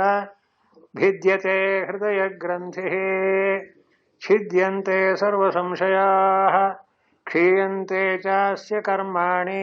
ಈ ಮೂರು ಯಾವಾಗ? ತಸ್ಮಿನ್ ದೃಷ್ಟೇ ಪರ. ಹೋಗದೇ ಹೋಯ್ತು. ಇದನ್ನು ಯಾರಿಗೂ ಇದನ್ನೇನು ಕೊಡೋ ಹಾಗಿಲ್ಲ, ಕೊಡಿಸೋ ಹಾಗಿಲ್ಲ, ಏನು. ಸ್ವಾಮಿ ನೀವು ತಿಳ್ಕೊಳ್ಳೋದು ಪರವಾಗಿಲ್ಲ, ನಾ ತಿಳ್ಕೊಂಡು ನಿಮಗೆ ಮೋಕ್ಷ ಕೊಡಿಸ್ತೇನೆ. ಅಯ್ಯೋ ಬರೀ ಸುಳ್ಳು. ನಾನು ತಿಳ್ಕೊಂಡು ನಿಮಗೆ ಮೋಕ್ಷ ಕೊಡಿಸ್ತೇನೆ ಅಂದರೆ ನಾನು ಊಟ ಮಾಡ್ತೀನಿ, ನೀವು ತೇಗಿ ಅಂದರೆ ಊಟ ಮಾಡೋದನ್ನು ತೆಗಬೇಕೇ ಹೊರತು ಇನ್ನೊಬ್ಬ ತೆಗೋಕ್ಕಾಗುತ್ತೋ ಅಂತ ಗುರುಗಳು ಕೇಳೋರು. ಆಗಲ್ಲ. ಆದ್ದರಿಂದ ತಾನೇ ತಿಳ್ಕೊಂಡ್ರೆ ಏನು ಕಷ್ಟ ಇಲ್ಲ ನೋಡಿ. ಅವರಿಷ್ಟು ಹೇಳಿ ಅಂಥ ತತ್ವ ವ್ಯಕ್ತಾವ್ಯಕ್ತಗಳನ್ನು ಮೀರಿದಂಥ ಒಂದು ತತ್ವ ಅಂತ ಮುಂದೆ ಬರುತ್ತೆ 15ನೇ ಅಧ್ಯಾಯದಲ್ಲಿ. ಯಸ್ಮಾತ್ ಕ್ಷರಮತೀತೋಹಂ ಅಕ್ಷರಾದಪಿಚೋತ್ತಮ ಅಂತ ಪುರುಷೋತ್ತಮ ಅಂತ ಆ ತತ್ವಕ್ಕೆ ಹೆಸರುತ್ತೆ. ಆ ತತ್ವ ಏನಾಗಿದೆ ಅಂದರೆ ಇಲ್ಲಿ ಹೇಳ್ತಾರೆ ಕೇಳಿ. ಸನಾತನ, ಚಿರಂತನವಾಗಿದೆ, ಎಂದೆಂದೂ ಇದೆ. ಆ ಯಸ್ಸಭಾವ ಆ ಪದಾರ್ಥ ಸರ್ವೇಷು ಭೂತೇಷು ನಶ್ಯತ್ಸು. ಇಡೀ ಜಗತ್ತೇ ಪೂರ್ಣವಾಗಿ ನಾಶವಾಗಿ ಹೋದರೂ ನ ವಿನಶ್ಯತಿ. ಯಾಕೆ? ಆ ನಾಶಕ್ಕೆ ಸಾಕ್ಷಿ ಇದು. ಏನು ನಾಶವಾಗಿದೆಯೋ ಎಲ್ಲವೂ ನಾಶವಾಯಿತು ಅಂತ ಹೇಳಬೇಕಾದ್ರೆ ಆ ಹೇಳೋನು ನಾಶವಾಗಿರಬಾರ್ದು, ಅವನು ಅವಿನಾಶಿಯಾಗಿರ್ಬೇಕು. ಅವಿನಾಶಿವ ಅರೇ ಅಯಮ. ಇದನ್ನು ವೇದಾಂತಲ್ಲಿ ಸಾಕ್ಷಿ ಅಂತ ಕರೀತಾರೆ. ಅದಿನ್ನೂ ಎಷ್ಟೋ ವಿಸ್ತಾರವಾದ ವಿಚಾರಗಳಿಂದ ಅದನ್ನು ದೃಢಪಡಿಸಬೇಕು. ಇರಲಿ, ಈ ಶ್ಲೋಕ ಏನಾಯಿತು? ಈ ರೀತಿ ಆಯ್ತು. ಅವ್ಯಕ್ತೋಕ್ಷರ ಇತ್ಯುಕ್ತಃ ತಮಾಹುಃ ಪರಮಾಂ ಗತಿಂ ಯಂ ಪ್ರಾಪ್ಯ ನ ನಿವರ್ತಂತೆ ತದ್ಧಾಮ ಪರಮಂ ಮಮ ಅಂತ ಅಲ್ಲಿಗೆ ಆ ವಿಷಯ ಮುಕ್ತಾಯ. ಹೀಗಾಗಿ ಅವ್ಯಕ್ತವನ್ನು ಅಕ್ಷರ ಅಂದರೆ ನಾಶರಹಿತವಾದದ್ದು ಅಂತ ಕರೀತೀವಿ. ಅದು ನಿಜವಾಗಿ ಹಾಗೆಲ್ಲ ಅರ್ಥ ಅಂದ್ರೇನು? ಕ್ಷರಕ್ಕಿಂತ ವಿಲಕ್ಷಣ ಅಂತ ಅಭಿಪ್ರಾಯ. ತಮೇವ ಅಕ್ಷರ ಸಂಜ್ಞಕಂ ಅವ್ಯಕ್ತಂ ಭಾವಂ ಪರಮಾಂ ಪ್ರಕೃಷ್ಟಾಂ ಗತಿಂ ಅಂತ. ಇದು ಯಾಕೆ ಹೇಳಿದ್ರು ಅಂದರೆ ಸಂಸಾರ ಗತಿಯಲ್ಲಿ, ಅಂದರೆ ಸಂಸಾರ ಅಂದರೆ ವ್ಯವಹಾರ, ಸೃಷ್ಟಿ ಸ್ಥಿತಿ ಲಯ ಅಥವಾ ಜನ್ಮ ಮರಣ ಅಂತ. ಈ ಜನ್ಮ ಮರಣಗಳ ಒಂದಾನೊಂದು ಚೌಕಟ್ಟಿನಲ್ಲಿ ಬರತಕ್ಕ ಈ ಜೀವಾತ್ಮ ಸದ್ಗತಿಯನ್ನು ಪಡೆಯಬೇಕು ಅಂತ ಪ್ರಯತ್ನ ಪಡ್ತಾನೆ. ಆಗಬಹುದು ಪುಣ್ಯಲೋಕ ಆಗಬಹುದು, ದೇವಲೋಕ ಆಗಬಹುದು, ಸ್ವರ್ಗಲೋಕ ಆಗಬಹುದು, ಬ್ರಹ್ಮಲೋಕದವರೆಗೂ ಕೂಡ ಅವನ ಮೇಲೆ ಕೇರಬಹುದು. ಪುಣ್ಯ ಮಾಡ್ತಾ ಮಾಡ್ತಾ ಮಾಡ್ತಾ ಅಲ್ಲಿವರೆಗೂ ಹೋಗಬಹುದು ಅಂತ. ಆಮೇಲೆ ಏನು ಅಂದ್ರೆ ಅದಕ್ಕಿಂತ ಮೇರಿದ್ದು ಅಂದ್ರೆ ಅವ್ಯಕ್ತ ಅಂತಕ್ಕ ಸ್ವರೂಪ ಅಂತ. ಆ ಅವ್ಯಕ್ತ ಸ್ವರೂಪದವರೆಗೂ ಹೋಗ್ಬೇಕು. ಇದಿಷ್ಟು ಕೂಡ ತಮಾಹು ಪರಮಾಂ ಗತಿಂ ಅಂತ. ಅಲ್ಲಿ ಒಂದು ಸ್ವಾರಸ್ಯವೇನು ಅಂದ್ರೆ ಒಂದೇ ಒಂದು ರೀತಿಯಲ್ಲಿ ಮೇಲೆ ಕೇರ್ತಾ ಹೋದ್ರೆ ಬ್ರಹ್ಮಲೋಕದವರೆಗೆ ಹೋದರೂ ಹಿಂದಕ್ಕೆ ಬಂದ್ಬಿಡ್ತಾನೆ. ಆ ಬ್ರಹ್ಮಭುವನ ಲೋಕ ಅಂದ್ರೆ ಏನಾಯ್ತು? ಅದಷ್ಟು ಸಂಸಾರ ಅಂತಾಯ್ತು. ಆ ಬ್ರಹ್ಮಭುವನದ ಅಂದ್ರೆ ಬ್ರಹ್ಮನವರೆಗೂ ಹೋಗಿ ಬ್ರಹ್ಮ ಸ್ವರೂಪವನ್ನೇ ಚತುರ್ಮುಖ ಬ್ರಹ್ಮನೇ ಆಗಿದ್ರು ಅವನಿಗೆ ಹಿಂತಿರುಗಿ ಬರ್ತಾನೆ ಅಂತ ಆದ್ಮೇಲೆ ಬಾಕಿದೆಲ್ಲ ಬಿಟ್ಬಿಡಿ. ಹಾಗಾದ್ರೆ ಅಲ್ಲಿಂದಲೂ ಹಿಂತಿರುಗಿ ಬರದೇ ಇರ್ಬೇಕಾದ್ರೆ ಏನು ಮಾಡ್ಬೇಕು? ಆ ಒಂದು ಸ್ಥಿತಿಯನ್ನು ಮೀರ್ಬೇಕು. ಅದನ್ನು ಅವ್ಯಕ್ತ ಅಂತಾರೆ. ಅದು ಹೀಗಿದೆ ಹಾಗಿದೆ ಅಂತ ವರ್ಣನೆ ಮಾಡೋಕ್ಕೆ ಬರಲ್ಲ. ಏನ್ ಮಾಡಬಹುದನ್ನ ಅಕ್ಷರ ಅಂತ. ಅದನ್ನೇ ಪರಮಪದ. ವಿಷ್ಣು ತದ್ವಿಷ್ಣು ಪರಮಂ ಪದಂ ಅಂದ್ರೆ ಅದಕ್ಕೆ ಅರ್ಥ. ಅದನ್ನೇ ಏನಂದ್ರು ಹೊಗಳ್ತಾರೆ. ಯಂ ಪ್ರಾಪ್ಯ ನ ನಿವರ್ತಂತೆ. ಆ ಪದವಿಯನ್ನು ಪಡೆದ್ರೆ ಯೋಸೌ ಅವ್ಯಕ್ತಃ ಅಕ್ಷರಃ ಇತ್ಯುಕ್ತಃ ತಮೇವ ಅಕ್ಷರ ಸಂಜ್ಞಕಂ ಅವ್ಯಕ್ತಂ ಭಾವಂ ಆಹುಃ ಪರಮಾಂ ಗತಿಂ. ಇದೇ ಪರಮವಾದಂತಹ ಗತಿ. ಇನ್ನು ಅಲ್ಲಿ ಹೋದ್ರೆ ಯಂ ಪ್ರಾಪ್ಯ ನ ನಿವರ್ತಂತೆ. ಆ ಅಕ್ಷರ ಸ್ವರೂಪವಾದ ಅವ್ಯಕ್ತ ಅನ್ನೋದನ್ನು ಇಲ್ಲೇ ಬೀಜ ಅನ್ನೋ ಅರ್ಥ ಮಾಡಿಲ್ಲ. ಪರಬ್ರಹ್ಮದ ಒಂದಾನೊಂದು ಸ್ವರೂಪವೇ ಅವ್ಯಕ್ತ. ಅದು ಯಾವ ಇಂದ್ರಿಯಗಳಿಗೂ ಕಾಣುವುದಿಲ್ಲ ಅನ್ನೋ ಅರ್ಥ ಅಷ್ಟೇನೆ. ಇಂಥ ಗತಿಯು ಪರಮಗತಿ. ಇದನ್ನ ಪಡೆದ್ರೆ ಇದನ್ನ ವೇದಾಂತಲ್ಲಿ ಮೋಕ್ಷ ಅಂತಾರೆ. ಪುನರಾವರ್ತಿರಹಿತ ಶಾಶ್ವತ ಮೋಕ್ಷ ಅಂತ ಅರ್ಥ. ಇದನ್ನ ಪಡೆದ್ರೆ ನ ನಿವರ್ತಂತೆ ಸಂಸಾರಾಯ, ಪುನಃ ಹಿಂದಕ್ಕೆ ಬರುವುದಿಲ್ಲ. ತದ್ಧಾಮ ಪರಮಂ ಮಮ. ಅಯ್ಯ ಅರ್ಜುನ, ಅದೇ ನಾನಿರತಕ್ಕಂಥ ಸ್ಥಳ ಅಂತ. ನಾನು ಅಂದ್ರೆ ಯಾರು? ಕೃಷ್ಣ ಭಗವಂತ ಹೇಳ್ತಾ ಇದ್ದಾನೆ, ನನ್ನ ಸ್ವರೂಪ ಅನ್ನೋದು ಇಂಥ ತುಟ್ಟ ತುದಿಯಲ್ಲಿ ಇದ್ದುಬಿಟ್ಟಿದೆ, ವ್ಯಕ್ತಾವ್ಯಕ್ತಗಳನ್ನು ಮೀರಿದ್ದಾಗಿದೆ. ಆ ಪರಮ ಪದವಿಯನ್ನು ಪಡೆದರೆ ಇನ್ನು ಹಿಂತಿರುಗಿ ಪುನಃ ಸಂಸಾರಕ್ಕೆ ಬರತಕ್ಕ ಸಂದರ್ಭ ಇಲ್ಲ ಅಂತ ಅಲ್ಲಿ ಮುಗಿದೋಯ್ತು. ತದ್ಧರ್ಮ ಪರಮಮ್ಮ ಹೋಯ್ತು. ಅದನ್ನು ಪಡೆಯೋದು ಹೇಗೆ ಅಂತಾರೆ, ನಾಳೆ ಓದೋಣ, ಸಮಯ ಆಗಿ ಹೋಯಿತು. ಇಲ್ಲಿ ಹೆಡ್ಡಿಂಗ್ ಹಾಕಿದಾರೆ, ಪರಮ ಪುರುಷನ ಪ್ರಾಪ್ತಿಗೆ ಭಕ್ತಿಯೇ ಸಾಧನ ಅಂತ.